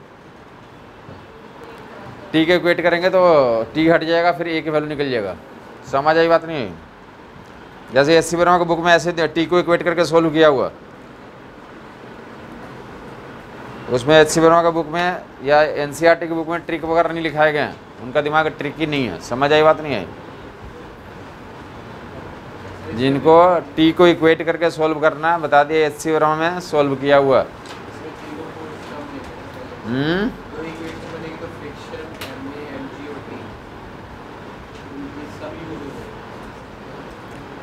हमें जब कंबाइंड ऑब्जेक्ट करेंगे तो टी की जरूरत नहीं पड़ेगी, हमें अलग अलग करेंगे तो टी दिखाना पड़ेगा। टी दिखाने के बाद क्या करेंगे, दोनों को इक्वेट कर देंगे, टी मारा जाएगा। समझ आई बात नहीं है? तो हम जो पहले वाला सोल्यूशन बताया उसमें हमारा इंटरेस्ट है। बाकी काफ़ी लोग बैठे बैठे सोच रहे होंगे टी को क्यों नहीं दिखाया, तो उनका समझा दिया कि अगर समझदार होंगे तो समझ लिया होगा उसने कि अगर हमारा जल्दी से सोल्यूशन आ सकता है तो हम छोड़ ही देंगे उसे। तो वन मोर केस ऐसा देख लें, एक बताते ब्लॉक के ऊपर ब्लॉक में काफ़ी लोग को इंटरेस्ट होगा, बस हमारा कोई इंटरेस्ट नहीं है, कोई एग्जाम में नहीं आएगा। फिर से ये जो फ्रिक्शन में तो एलिमेंट स्टार्टिंग के एग्जाम्पल दिखाया इंक्लाइन प्लेन पे, या फिर जो है तो वो एग्जाम्पल्स आपके एग्जामिनेशन के लिए तो अप्लीकेबल है। बाकी दोनों जगह पे फ्रिक्शन ले करके या एक तीसरा ब्लॉक लगा के भी काम किया जा सकता है। एग्ज़ाम के लिए कुछ ज़्यादा ज़रूरत नहीं है, बट देख लें काफ़ी लोग का इसमें भी इंटरेस्ट होता, तो जिनका इंटरेस्ट होता उनके लिए तो ऐसा कर दिया जा रहा है। 2 किलो 4 किलो दोनों जगह पे फ्रिक्शन है। यहाँ पे तो कितना 0.2 और यहाँ पे कितना हमारा 0.3। बताइए याद होगा लोगों को? पहले हमने जो करा था तो कौन सा केस करा था, नीचे वाला स्मूथ था, ऊपर वाला क्या था हमारा फ्रिक्शन था। वो केस अच्छे से समझा दिया आपको। दोनों केस बताओगे, जो जब यह स्मूथ रहेगा तो क्या मैक्सिमम वैल्यू कितनी आएगी साथ चलने के लिए, चुप रहेंगे बाकी लोग इसको बताएंगे, इनको बोलने देंगे।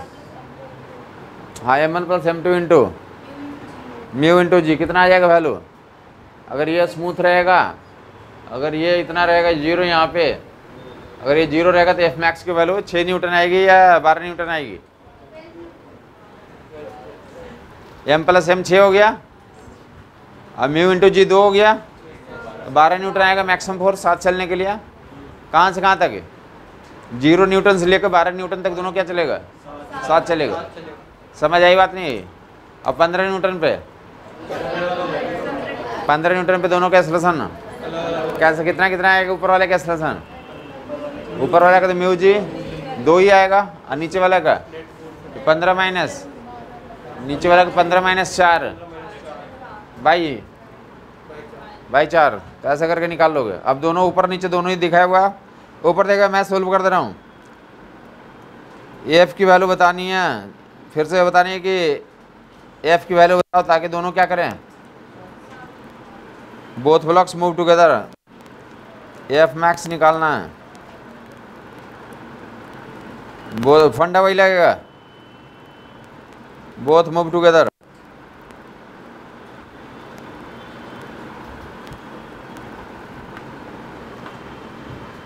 एफ की मैक्सिमम वैल्यू बता आपने बतानी, ताकि क्या करे दोनों। क्या फंडा था कि जो फ्रिक्शन के कारण चल रहा है उसका क्या निकाल लेंगे, तो उसका एक्सेलरेशन निकालेंगे, मैक्सिमम एक्सेलरेशन।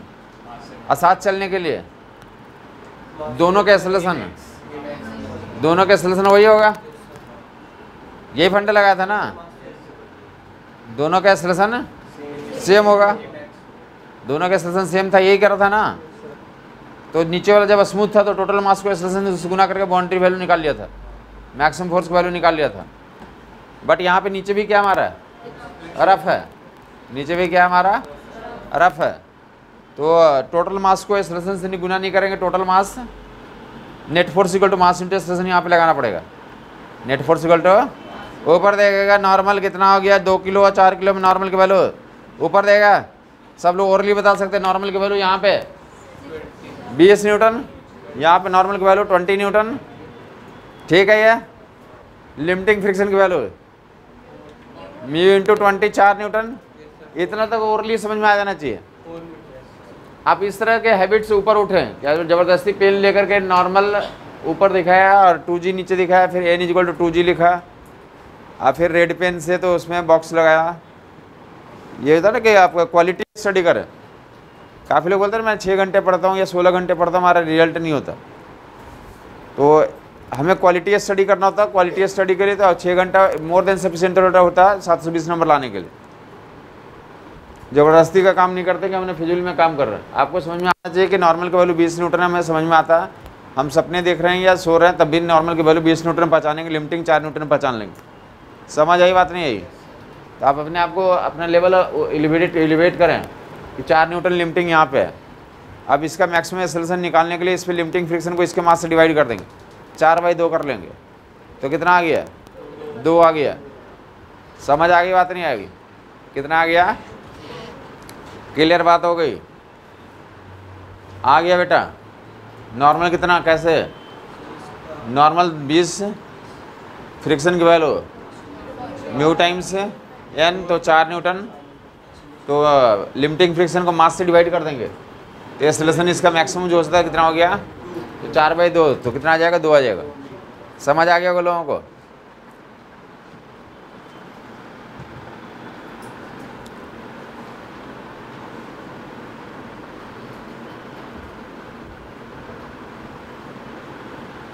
किसी को कोई कन्फ्यूजन है बता देगा?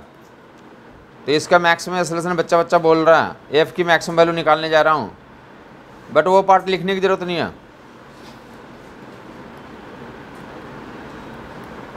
ऊपर नॉर्मल नीचे तो 20। समझ आ गया? लिखूँ क्या?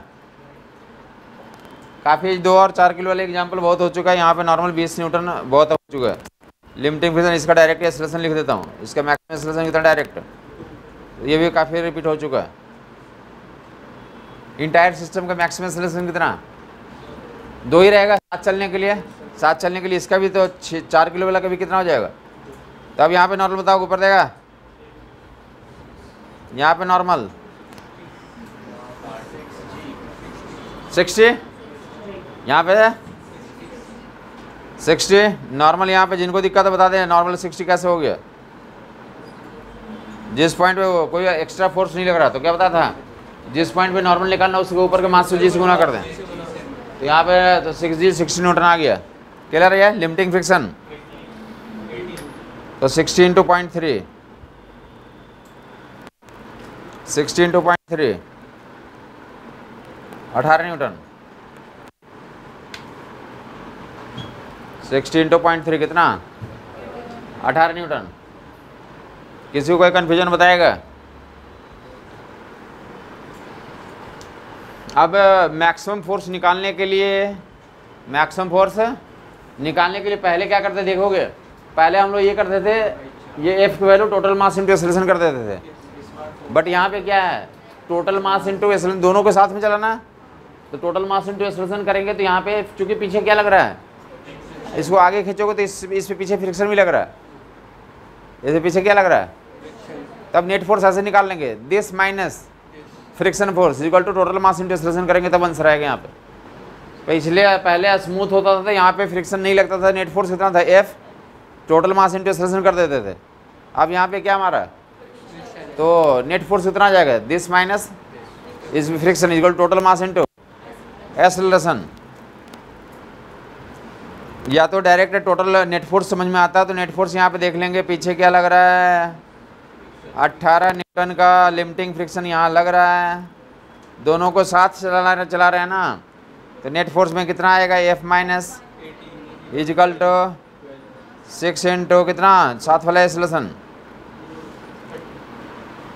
साथ में दोनों चल रहा था, एक्सेलरेशन कितना था हमारा 2 मीटर मैक्सिमम, यही मैक्सिमम एक्सेलरेशन साथ चलने के लिए, तो कितना हो गया, तो मैक्सिमम फोर्स 30 न्यूटन हो गया।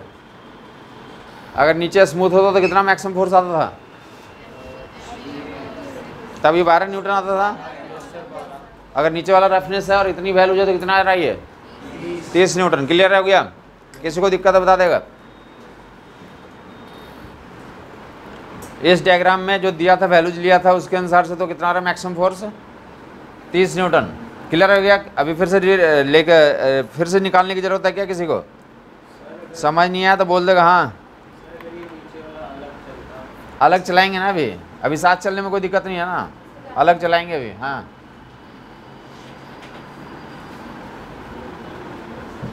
अभी हमने क्या करा, 30 न्यूटन का फोर्स लगाएंगे या उससे कम लगाएंगे, क्या करेगा साथ चलेगा। साथ चलने में किसी को दिक्कत है बताएगा, अलग अलग चलाने जा रहे हैं। अब 30 न्यूटन के अलावा कोई उससे 30 न्यूटन से ज़्यादा कोई आप वैल्यू बताएंगे, 35 न्यूटन ये बोल रहे हैं, ये क्या बोल रहे हैं।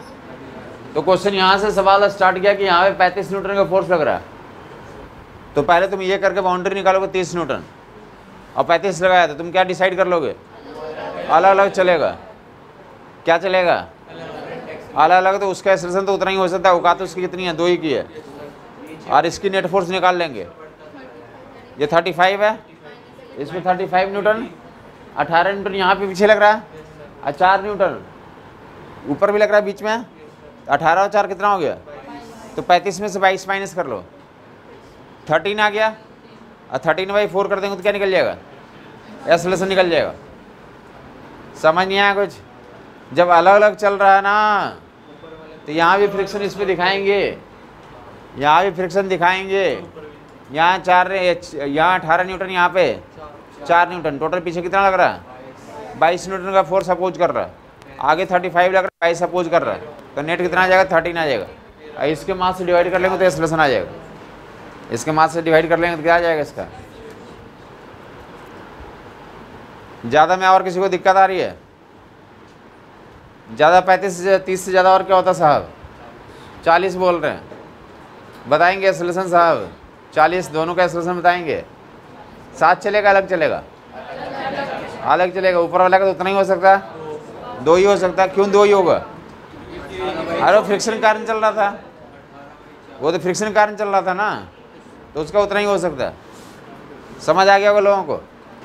जैसे यहाँ पे कुछ लोग बैठे हैं, कुछ लोग तो डॉक्टर बन जाएंगे तो उनका लाइफ अलग होगा, वो डिफरेंट एक्सेलरेशन से, कभी मोदी साहब के साथ रहेंगे, वो कभी बाइडेन के साथ रहेंगे, और जिनका सिलेक्शन नहीं हुआ तो क्या करेंगे, वही जनकपुरी में घूमेंगे इधर।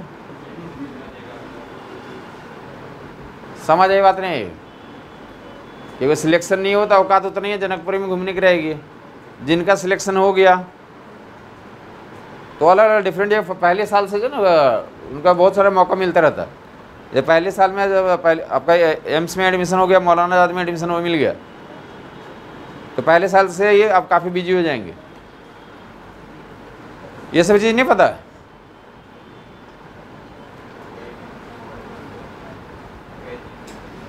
हाँ कॉलेज में जाकर उनका अपना करिकुलम होता, उसके अनुसार से आपको ले जाएंगे, जहाँ तहाँ ले जाएंगे।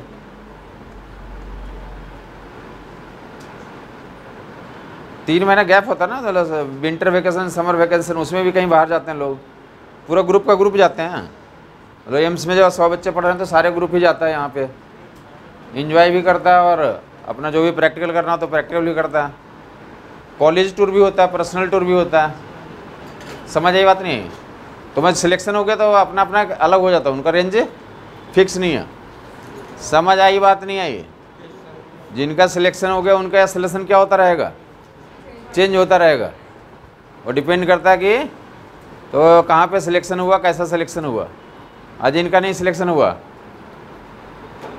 तो आइधर जनकपुरी में घूमेंगे या घर का चौकीदार बन जाएंगे।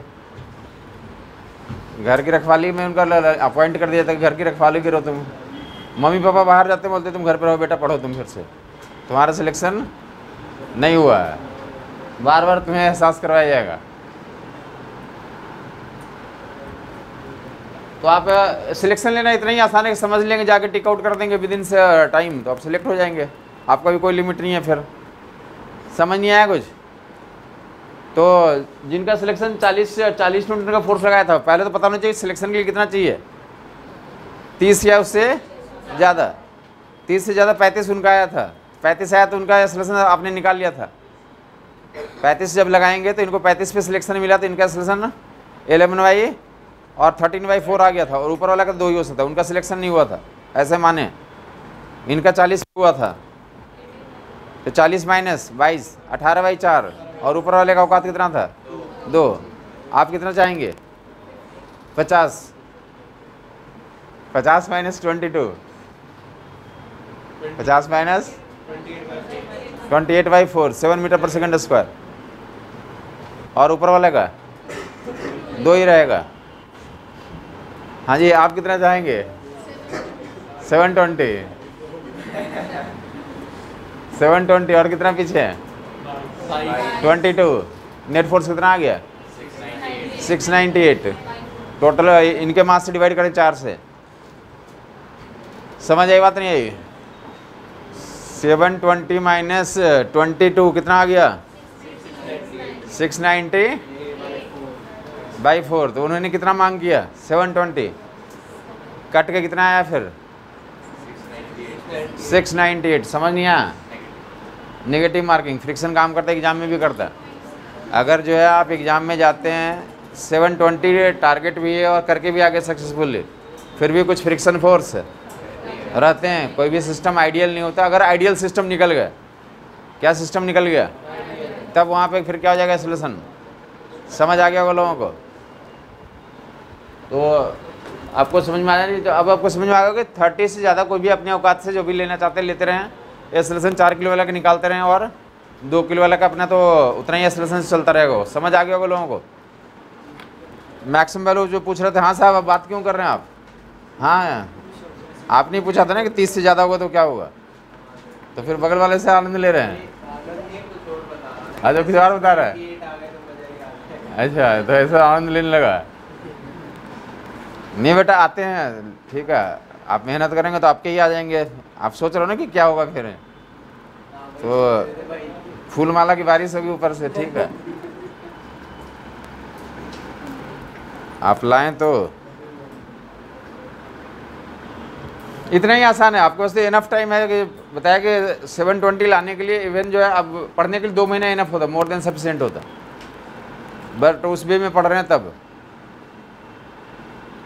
उस वे में आप पढ़ रहे हैं कि आप पढ़ रहे हैं 4 बजे उठ जाते हैं, और बाकी जो 4 बजे उठने के बाद फुल टाइम क्या करते रहते हैं? पढ़ते रहते हैं। तो बताया पढ़ने का तरीका भी होता है कि आप काम कर रहे हैं, ऐसा नहीं कि जो ज़बरदस्ती पेन लेकर के ग्रीन और रेड नहीं टिक आउट कर रहे हैं। आप क्या कर रहे हैं? तो कैलकुलेशन कर रहे हैं। अगर सही वे में तो कैलकुलेशन करेंगे, और जो भी फिजिक्स केमिस्ट्री और बॉटनी जूलॉजी, तो डेली बेसिस पे अभी से जो भी बच्चा तो कितना 24 घंटे का टाइम होता है, 16 घंटे 6 घंटे सो लें, 2 घंटा एक्स्ट्रा काम जो है, और बाकी 16 घंटे में अपना जो क्या कर लिया हमने, 10 घंटा न्यूमेरिकल सोल्व करा, 5 घंटे फिजिक्स, 5 घंटे केमिस्ट्री, और बाकी 6 घंटा क्या कर लिया, बायोलॉजी को सोल्व कर दिया, बस फिनिश। 2 महीने ये काम करके देखो। 4 बजे नहीं उठ पाओ तो 5 बजे से स्टार्ट कर लो, 6 बजे से स्टार्ट कर लो, कोई आश्चर्यजनक काम नहीं है। हाँ, तो 5 बजे उठते तो बहुत अच्छी बात है। ये 5 बजे उठ करके अपना जर्नी स्टार्ट कर लें। आपने उठा, सारा जो है पहले नोट्स रिवाइज करा कि हाँ फ्रिक्शन मास्टर ने पढ़ाया, फ्रिक्शन में लिमिटिंग और काइनेटिक और स्टैटिक होता है, वैल्यू जितने इतने होते हैं। ग्राफ ये बताया था कि पहले स्ट्रेट लाइन, फिर मैक्सिमम होता है, फिर गिर जाता है। लिमिटिंग तो बड़ा भी हो सकता है, छोटा भी हो सकता है, बराबर भी हो सकता है। तो ऐसा अपना स्टार्ट कर लिया सुबह उठने के साथ ही। इंक्लाइन प्लेन पे एक्सेलरेशन इतना होता है, स्मूथ पे इतना होता है। इंक्लाइंड और रफ और स्मूथ में टाइम का कंपेरिजन पढ़ दिया, 1 - 1/n² म्यू कॉट थीटा। तो एक बार स्टार्ट कर लिया, बाकी जो है प्रैक्टिस स्टार्ट कर लिया कि फ्रिक्शन का क्वेश्चन करा, फ्रिक्शन हो गया तो पीछे का कष्ट कर लिया, मोशन से वेक्टर से स्टार्ट कर लिया, रिवीजन भी कर लिया। वैसे केमिस्ट्री का जो पढ़ाई का उसको रिवीजन कर लिया, बोटनी जूलॉजी में पढ़ाई जो हुआ उसको कर लिया। अब इतना पढ़ाई करने के बाद जो है तो किसी और को पकड़ भी लिया कि हमें बोलने का मन कर रहा है। यहाँ क्लास में अभी जैसे जो पूरा पढ़ के आया, क्या करके आया, पढ़ के आया, उसको मन करा बोलने का, तो आप हाथ उठा दें। जब मैं आता हूँ ना तो आपको टाइम दे दे 2 मिनट, आप बोल रहे हैं आपके, हाँ सर मैंने ये पढ़ा है, मैं वेक्टर को बोलना चाहता हूँ सबके सामने। क्या करना चाहता हूँ, वेक्टर को रिवाइज करना चाहता हूँ। सभी लोग यहाँ पे वेक्टर पढ़ा रखा है ना, तो आप बोलेंगे वो सुनेंगे, उनको भी फ़ायदा होगा, आपको भी फ़ायदा होगा। इसमें क्या दिक्कत। ये आपकी तरफ से आना चाहिए ना कि हमने पढ़ के आया। ये क्या करना पड़ेगा, चैलेंज फेंकना पड़ता है सामने लोगों को कि मैंने पढ़ के आया है। देखा ना कि जो बल्लेबाज सेंचुरी मारता है या फिर जो मैच को जिताता दिखाता है ना कि मैंने जीता है, तो ऐसा आपको अपना तो चैलेंज फेंकना हो कि मैं जो है पढ़ रहा हूँ, मैं सिलेक्ट होने वाला हूँ, हमारा टाइम भी आने वाला है। ये आपको शो आउट करना पड़ेगा। आप अपने आप को तो छिपाने की कोशिश नहीं करें, क्या करने की कोशिश करें, एक्सप्रेस करने की कोशिश करें। यहाँ मैं 5 बजे से उठ के पढ़ रहा हूँ, 4 बजे उठ के पढ़ रहा हूँ। 4 बजे से उठ के जो पढ़ेगा या 5 बजे से जो पढ़ना शुरू कर देगा तो उसको बोलने का जरूर मन करेगा। समझ आई बात नहीं आई। उनको बोलने का डेफिनेटली मन करेगा कि मैं वेक्टर पढ़ के आया हूँ, मैंने मोशन रिवाइज कर लिया पूरा, गैलीलियो लॉ और प्रोजेक्टाइल मोशन रिवाइज करके आया हूँ। यहाँ सब लोग पढ़े हुए हैं। अगर कोई क्लास स्टार्ट हुई, आप आके 5 मिनट प्रोजेक्टाइल मोशन के बारे में कोई बोलेगा कि मैं प्रोजेक्टाइल पढ़ के आया हूँ, 25 इक्वेशन लिख के लाया हूँ, मैं 25 इक्वेशन सुना रहा हूँ, कागज़ तुम रखो इधर, मुझे याद है, देखो मैं सुना देता हूँ सबको। समझ आई बात नहीं। बताया तो होगा कि आपके लेवल में थे तो हम लोग में ऐसा होता था कि Lorentz force F = QE + QB cross B, ऐसे जो है तो F = IL cross B, direction ऐसे निकालते हैं। तो हम लोग आपस में कंपटीशन होता है कौन जल्दी बोल सकता है इतने इक्वेशन को। नहीं समझ आई बात। इक्वेशन याद तो सबको है, इसमें तो आश्चर्यजनक नहीं है। वहाँ पे लड़ाई किसकी है, टाइम की लड़ाई है ना। तो कौन जो है कि फास्ट बोलता है, कोई जो है तो 1 मिनट लिया बोलने में, कोई 30 सेकंड में बोल दिया, कोई 2 सेकंड में बोल रहा है। आपस में जब खेलते हैं ना, यहाँ पे तो क्लास में कोई बोलेगा तो उसको सामने वाला को सुनना भी चाहिए ना। बट 2 लोग या 3 लोग जहाँ पे ग्रुप में हैं तो वहाँ पे क्या होता है, कोई याद करके आया कि हाँ ये फोर्स होता है कि ये वैल्यूज होते हैं x tan theta - x/2 cos theta, तो जो सामने वाला उसको भी याद है तो अपना समझ लेता है कि बोल रहा है। अगर कोई नया आदमी बैठा है ना तो उसको y = x tan gx² cos theta बोलेगा तो उसको दिक्कत होगी क्या बोल रहा है। बट सब लोगों को पता है तो हमने y = x tan gx² cos theta बोल दिया तो आपको समझ में आ रहा है कि क्या बोल रहा है। आपको भी आधी चीज़ें याद है या पूरी बातें याद है, तो मुझे लगता है कि ये बोल दिया पास, मतलब स्क्रीन आउट तो कर ही देगा कि बोल दिया। समझ आई बात नहीं आई। तो बता रहा हूँ कि उसमें जो है तो 720 लाना कोई ऐसी बात नहीं है। 720 का ही टारगेट लेके चलेंगे। कितना लेके चलेंगे, तो आपके सामने प्रूव कर दिया कि 720 का जब टारगेट लोगों फ्रिक्शन रहता है सिस्टम में और वो कम करेगा। अगर आइडियल केस हो गया जहाँ पे क्या रहेगा, स्मूथ रहेगा और बीच में ऊपर में भी नहीं रहेगा, ऊपर वाला नीचे वाला दोनों तरफ से क्या है, अस्मूथनेस है। समझ आई बात नहीं कि तुम भी पूरी मास्टरी करके गए हो और क्वेश्चन भी क्या गया तो लाइक हाँ एवरेज के ऊपर आ गया, या जो है कि स्लाइटली जो है तो उतने ज़्यादा टफ नहीं आ गए। वो कोई ज़रूरी नहीं कि टफ में भी ला सकते हैं, वो एक्यूरेसी पे डिपेंड करता है। समझ आई बात नहीं है। चले फिलहाल सबको समझ में आ गया एग्जाम्पल। अब जो देखेंगे, अब जो दिक्कत आएगी यहाँ पे देखेंगे, अब 2 केस देखेंगे क्या बन गया। ऊपर देगा एफ की वैल्यू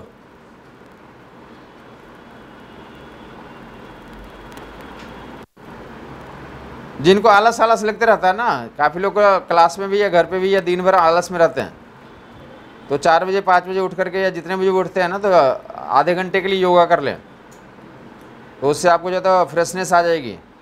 एफ़ की वैल्यू कहाँ तक देखेंगे, एफ़ की वैल्यू कितनी आ गई हमारी 30 ना। एफ़ की वैल्यू 30 से बड़ा और 30 से 2 केस बनेंगे। एफ़ की वैल्यू > 30 और एफ की वैल्यू कहाँ पे क्या है सॉल्यूशन, बोलो बोलो। <30 पे दोनों का सॉल्यूशन सेम आएगा। कितना आ जाएगा, तो डाटा <30 के लिए कुछ भी लगा दें यहाँ पे। देखिए इधर इसी एग्जाम्पल में अगर आपने देख लिया कि ऐसा केस कर लें इसी एग्जाम्पल ने बोला एफ की वैल्यू कितना लग रहा है 28 न्यूटन। क्या लग रहा है 28 न्यूटन। एफ की वैल्यू 28 न्यूटन के दोनों का एक्सप्रेशन आप लोग बताएंगे, वैल्यू भी बता देंगे कितनी वैल्यू।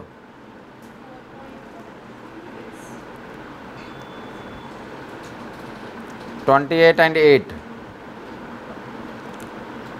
एट एंड तो दूसरा केस 20 कर लें। हाँ हाँ, फोर्स की वैल्यू इतना दिया हुआ सवाल में, ऊपर देगा। हाँ 30 आपने ही निकाला था ना, वही सब कुछ वैल्यू है तो कितना निकाला अभी भी। F minus 22 equal to mass into acceleration करके आपने अभी भी निकाला था। F minus 18 equal to mass into acceleration, तो 30 बाउंड्री आई थी। 30 से ज़्यादा वाले के लिए सब केस कर दिया ना। 35 वाला कौन सा केस किया था, एक्सेलरेशन दोनों का अलग अलग निकाल दिया था। अब 30 से कम वाला केस कर रहा हूँ। 30 से कम वाला ये 28 लिखा हुआ, दोनों का एक्सेलरेशन क्या होगा, सेम होगा। तो सेम एक्सेलरेशन कैसे निकालेंगे, साथ में चल रहा है। तो बोले 28 लग रहा है यहाँ पे नेट फोर्स में, तो ये वाला माइनस हो जाएगा, साथ में चल रहा है। ये वाला बीच वाला, इन दोनों के बीच में क्या लग रहा है उसको यूज करने की जरूरत नहीं है, अब दोनों साथ में चल रहा है। तो आगे 28 और पीछे 18, 28 माइनस 18 10/6, 10/6 यहाँ पे आंसर हो जाएगा। यहाँ पे आंसर 10/6, यहाँ पे आंसर 10/6। किसी को कन्फ्यूजन है तो बता देगा।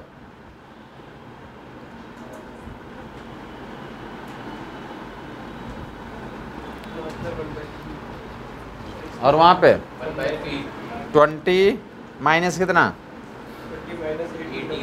18/6।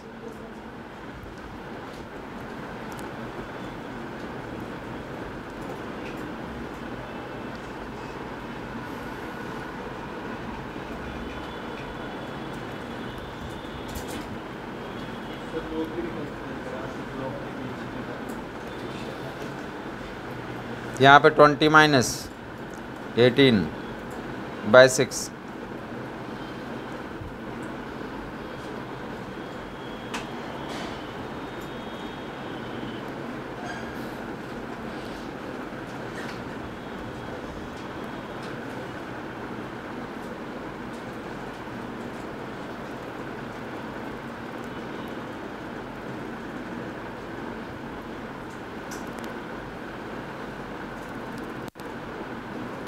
बताओगे एफ की वैल्यू 15 न्यूटन दिया हुआ, तो ये चलेगा ही नहीं।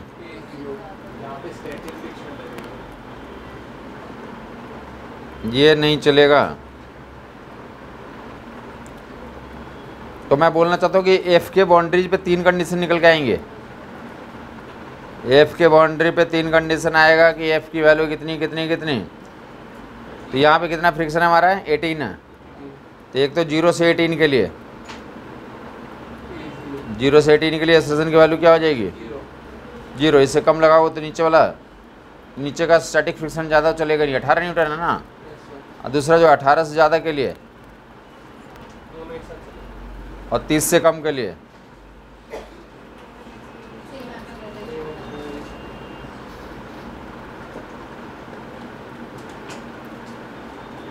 और सेम एक्सेलरेशन, और यहाँ पे एफ से एफ इज ग्रेटर देन 30,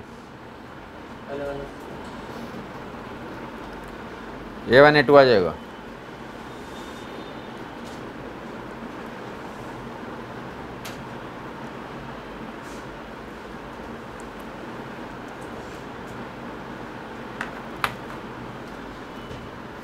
जब खींचेंगे तो नीचे कितना लग रहा है 18 न्यूटन।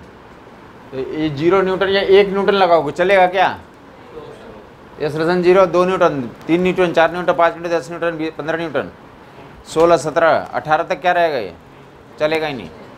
तो यहाँ 3 बाउंड्री आ जाती हैं। एक तो नीचे वाला जो फ्रिक्शन सरफेस लग रहा है तो 0 से वो बाउंड्री आएगी। दूसरा तो 18 से 30 तक आएगी। और तीसरा केस तो 30 से ग्रेटर देन 0। यहाँ पे A1 A2 आएगा सेम। A1 की वैल्यू अलग आएगी, A2 की वैल्यू अलग आएगी।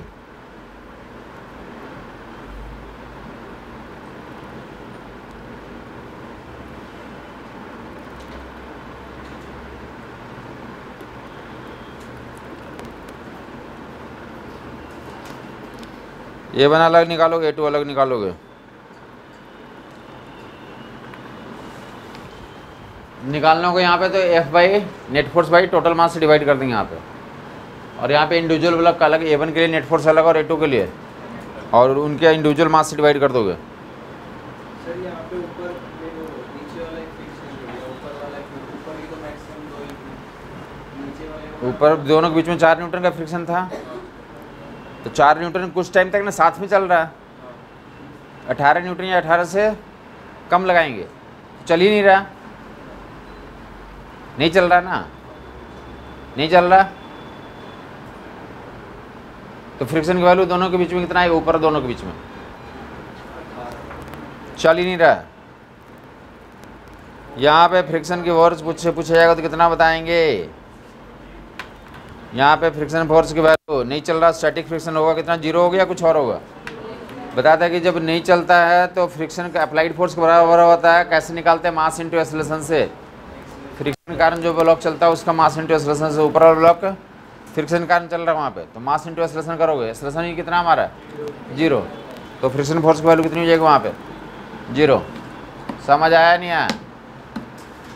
यहाँ पे एक कैटेगरी ऑफ क्वेश्चन होते हैं, फ्रिक्शन की वैल्यू बताओ। दूसरे वाले में जब दोनों का एक्सेलरेशन बराबर है तो फ्रिक्शन की वैल्यू 2 किलो और 4 किलो में पूछा जा रहा है। दोनों का एक्सेलरेशन बराबर, 2 किलो और 4 किलो में फ्रिक्शन की वैल्यू 2 किलो और 4 किलो में। अरे दोनों साथ साथ चल रहा है ना, 2 किलो वाला 4 किलो के रिस्पेक्ट में चल रहा है, नहीं चल रहा, बट ग्राउंड के रिस्पेक्ट में कौन चला रहा है, फ्रिक्शन चल रहा है। तो यहाँ पे फ्रिक्शन का वैल्यू कैसे निकालेंगे, यहाँ पे स्टैटिक फ्रिक्शन यहाँ भी है, यहाँ भी स्टैटिक फ्रिक्शन कैसे निकालने बताया था, मास इंटू एक्सेलरेशन। मास इंटू किसका मास लेंगे, जो फ्रिक्शन के कारण चल रहा था उसका मास इंटू एक्सेलरेशन से निकाल लोगे। 2 किलो और 4 किलो के बीच में अभी भी कौन सा फ्रिक्शन लग रहा है, तो अभी भी स्टैटिक फ्रिक्शन लग रहा है। तो यहाँ पे स्टैटिक फ्रिक्शन की वैल्यू तो डाट में 2 मास इंटू एक्सेलरेशन जो भी रहेगा डिपेंडिंग ऑन फोर्स के अनुसार से ये निकल जाएगा। A1 A2 बराबर ही आएगा यहाँ पे। और तीसरा केस जब 30 न्यूटन से ज़्यादा लगा देंगे, दोनों का एक्सेलरेशन अलग अलग, दोनों के बीच में काइनेटिक फ्रिक्शन लगेगा, दोनों के बीच में। तो वहाँ पे जो भी काइनेटिक फ्रिक्शन म्यू के इंटू एन से, अगर म्यू के और म्यू एस अलग अलग दिया तो वहाँ से कर लेंगे, और नहीं दिया अगर म्यू ही दिया हुआ, जैसे यहाँ पे 0.2 दिया था तो यहाँ पे फ्रिक्शन कितना लगेगा 4 न्यूटन। इस केस में कितना मानेंगे, फ्रिक्शन फोर्स यहाँ पे पूछा जाएगा तो कितना बताएंगे 4 न्यूटन। ये 4 न्यूटन यहाँ पे लग रहा है, इस पे भी और इस पे भी। इस पे किधर लग रहा है आई के तक, आई कैप में, और इस पे किधर लग रहा है माइनस आई कैप में। क्लियर हो गया, ब्लॉक के ऊपर ब्लॉक रख दिया गया। तो फ्रिक्शन में कुछ और एग्जांपल लेंगे, आगे मूव करेंगे। सर्कुलर मोशन, आगे भी जो चैप्टर्स पढ़ेंगे सर्कुलर फ्रिक्शन की जरूरत पड़ते रहेगी। कुछ एग्जांपल अगली क्लास में उठा लूँगा। सर्कुलर मोशन डिफिनेशन हर एक बच्चों को पता है, बताओगे बेटा डिफिनेशन सर्कुलर मोशन का, चुप रहेंगे बाकी लोग। सर्कुलर मोशन का डिफिनेशन हर एक बच्चा जानता है, यही डिफिनेशन है। यही डिफिनेशन बताओगे तो 100% 10 आउट ऑफ 10 मिल जाएगा। किसी फिक्स पॉइंट का वोट क्या करते हैं, motion of object out fix point at a constant distance. Geometry box से सर्किल क्या करा होगा, बनाया होगा ना आपने। ज्योमेट्री बॉक्स लेकर के सर्किल बनाना, ऐसा लेकर के ऐसे घुमा दोगे तो क्या कर दिया हमने, पहले एक पॉइंट फिक्स करते हैं और एक पार्टिकुलर फिक्स डिस्टेंस लेते हैं और चारों तरफ क्या कर देते हैं। तो वही डिफिनेशन भी है सर्कुलर मोशन का, वही एक्चुअल डिफिनेशन है। Motion of object about fix point at a constant distance, motion about fix point at constant distance.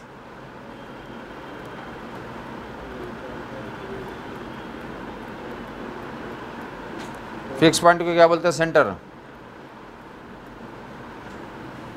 और फिक्स डिस्टेंस को तो रेडियस।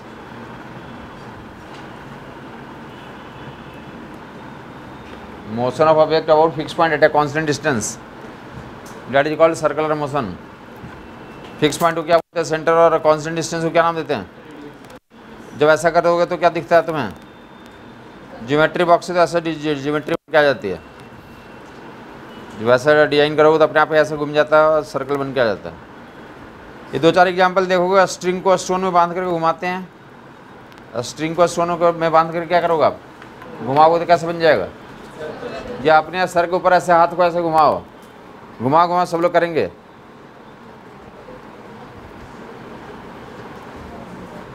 करेगा, हर एक लोग करेगा, सभी के पास अपना हाथ है। तो ये जो कर रहा है, जो यहाँ पे कुछ भी पार्टिकल को ले लिया हमने, पेंसिल को ले लिया, तो पेंसिल कैसा मोशन कर रहा है? समझ आ गया होगा लोगों को? पेंसिल कैसा मोशन कर रहा है? जो भी पकड़ लें, पेन पकड़ लेंगे तो पेन कैसा मोशन करेगा? समझ आई बात नहीं? तो ये फिक्स पॉइंट किया और जिस भी पार्टिकल को ऐसे घुमा दोगे तो वो अपने आप ही किसका कैसा मोशन करके आएगा? या कल झूले में झूला होगा ना, या झूला ही नहीं है? रावण भी नहीं देखा? देखा तो झूला भी होगा ना, झूला भी झुलाते हैं, कैसे घूमता है वो? तो जो ऐसे ऊपर वाला ऐसे घूमते हो वर्टिकल सर्कल बोलते हैं। और डिस्ट्रिक्ट सेंटर में जाओगे ना, घोड़े लगे हुए हैं, घोड़े पे बैठ जाओगे और ऐसे से घुमा देगा, तो उसको क्या बोलते हैं? Horizontal circle. क्या बोलते हैं उसे? समझ आए? हॉरिजॉन्टल सर्कल, वर्टिकल सर्कल दो अलग होता है। जो नहीं देखा डिस्ट्रिक्ट सेंटर में देख लेगा। और कहीं कहीं भी अभी रामलीला में किसी भी ग्राउंड में ऐसा वर्टिकल झूला लगा हुआ था काफ़ी जगहों पर। अगर नहीं देखा कल तो आज जाके देख लोगे, वहाँ पे दिख जाएगा कि वर्टिकल सर्कल किसको कहते हैं। और अगर चल रहा हो तो झूल के भी देख लेना, थोड़ा तो आनंद लो तुम। बाकी यहाँ पे तो ये क्या है, तो सेंटर 0,0 ले लें और रेडियस क्या ले लें आप? ए। वहाँ भी आनंद लें, यहाँ भी आनंद लें। सर्कल ऐसा होता है, वहाँ पे झूल के देखें। ज्योमेट्री बॉक्स से दिखा दिया, जो प्रैक्टिकल बचपन में हर एक बच्चा कर रखा है। अभी बड़ा प्रैक्टिकल तो अभी रामलीला खत्म हुआ, वहाँ पे देख सकते थे तुम, आंखों से भी देख सकते हैं। और हाँ, उसमें जो है तो बैठ के आनंद भी ले सकते हैं। सर्कल में घूम लिया, या यहाँ पे डिस्ट्रिक्ट सेंटर पास में, यहाँ भी तो झुलाते रहते हैं। घोड़ा है या भी हटा दिया है? भी घोड़ा यहाँ पे डिस्ट्रिक्ट सेंटर में बैठा के घुमाते हैं ना। x² + y² = a² that is the equation of circle. ये क्या था मैम? ये मैथमेटिक्स में सर्कल ऐसा लिखते हैं, इसी को फिजिक्स में लिखेंगे ऐसा, देखेंगे इधर। r = a cos ω t i cap, a sin ω t j cap. ऊपर वाला जो इक्वेशन लिखा हुआ उसी को, ये वाला और ये वाला दोनों एक ही चीज़ है। दोनों में क्या फ़र्क है? ऊपर वाला मैथमेटिक्स में पढ़ते हैं, उसको बोलते हैं कि कार्टेशियन फॉर्मेट है, मैथमेटिक्स फॉर्मेट। और नीचे वाला कौन सा फॉर्मेट है? वेक्टर फॉर्मेट, IJK में। इससे उसमें जाना तो क्या कर लेंगे, इसको x मान लेंगे। याद होगा, I वाले के साथ को x बोलते हैं और J वाले के साथ को x की वैल्यू a cos ω t है, वो वेक्टर के बराबर हो गया। ये वेक्टर फॉर्म है। और तीसरा फॉर्म ऐसा भी लिख सकते हैं, x कहीं पे लिखा हो तो x = a cos ω t, y = a sin ω t। तो ये भी किसका इक्वेशन है?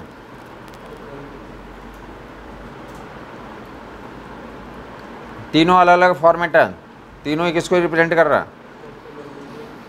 सर्कुलर मोशन को रिप्रेजेंट कर रहा है। ये कहीं लिखा हुआ पूछ रहे थे कौन सा है, तो सर्कल है। ये भी क्या हमारा है? वो भी क्या हमारा है? सर्कल में सुना होगा, बच्चा सुना होगा। किसने रामलीला में कल झूला ऊपर ऐसा वाला? किसी ने नहीं झूला कल कोई नहीं झूला? या इसमें लास्ट 10 दिनों में देखा झूला? कुछ नहीं, कोई नहीं।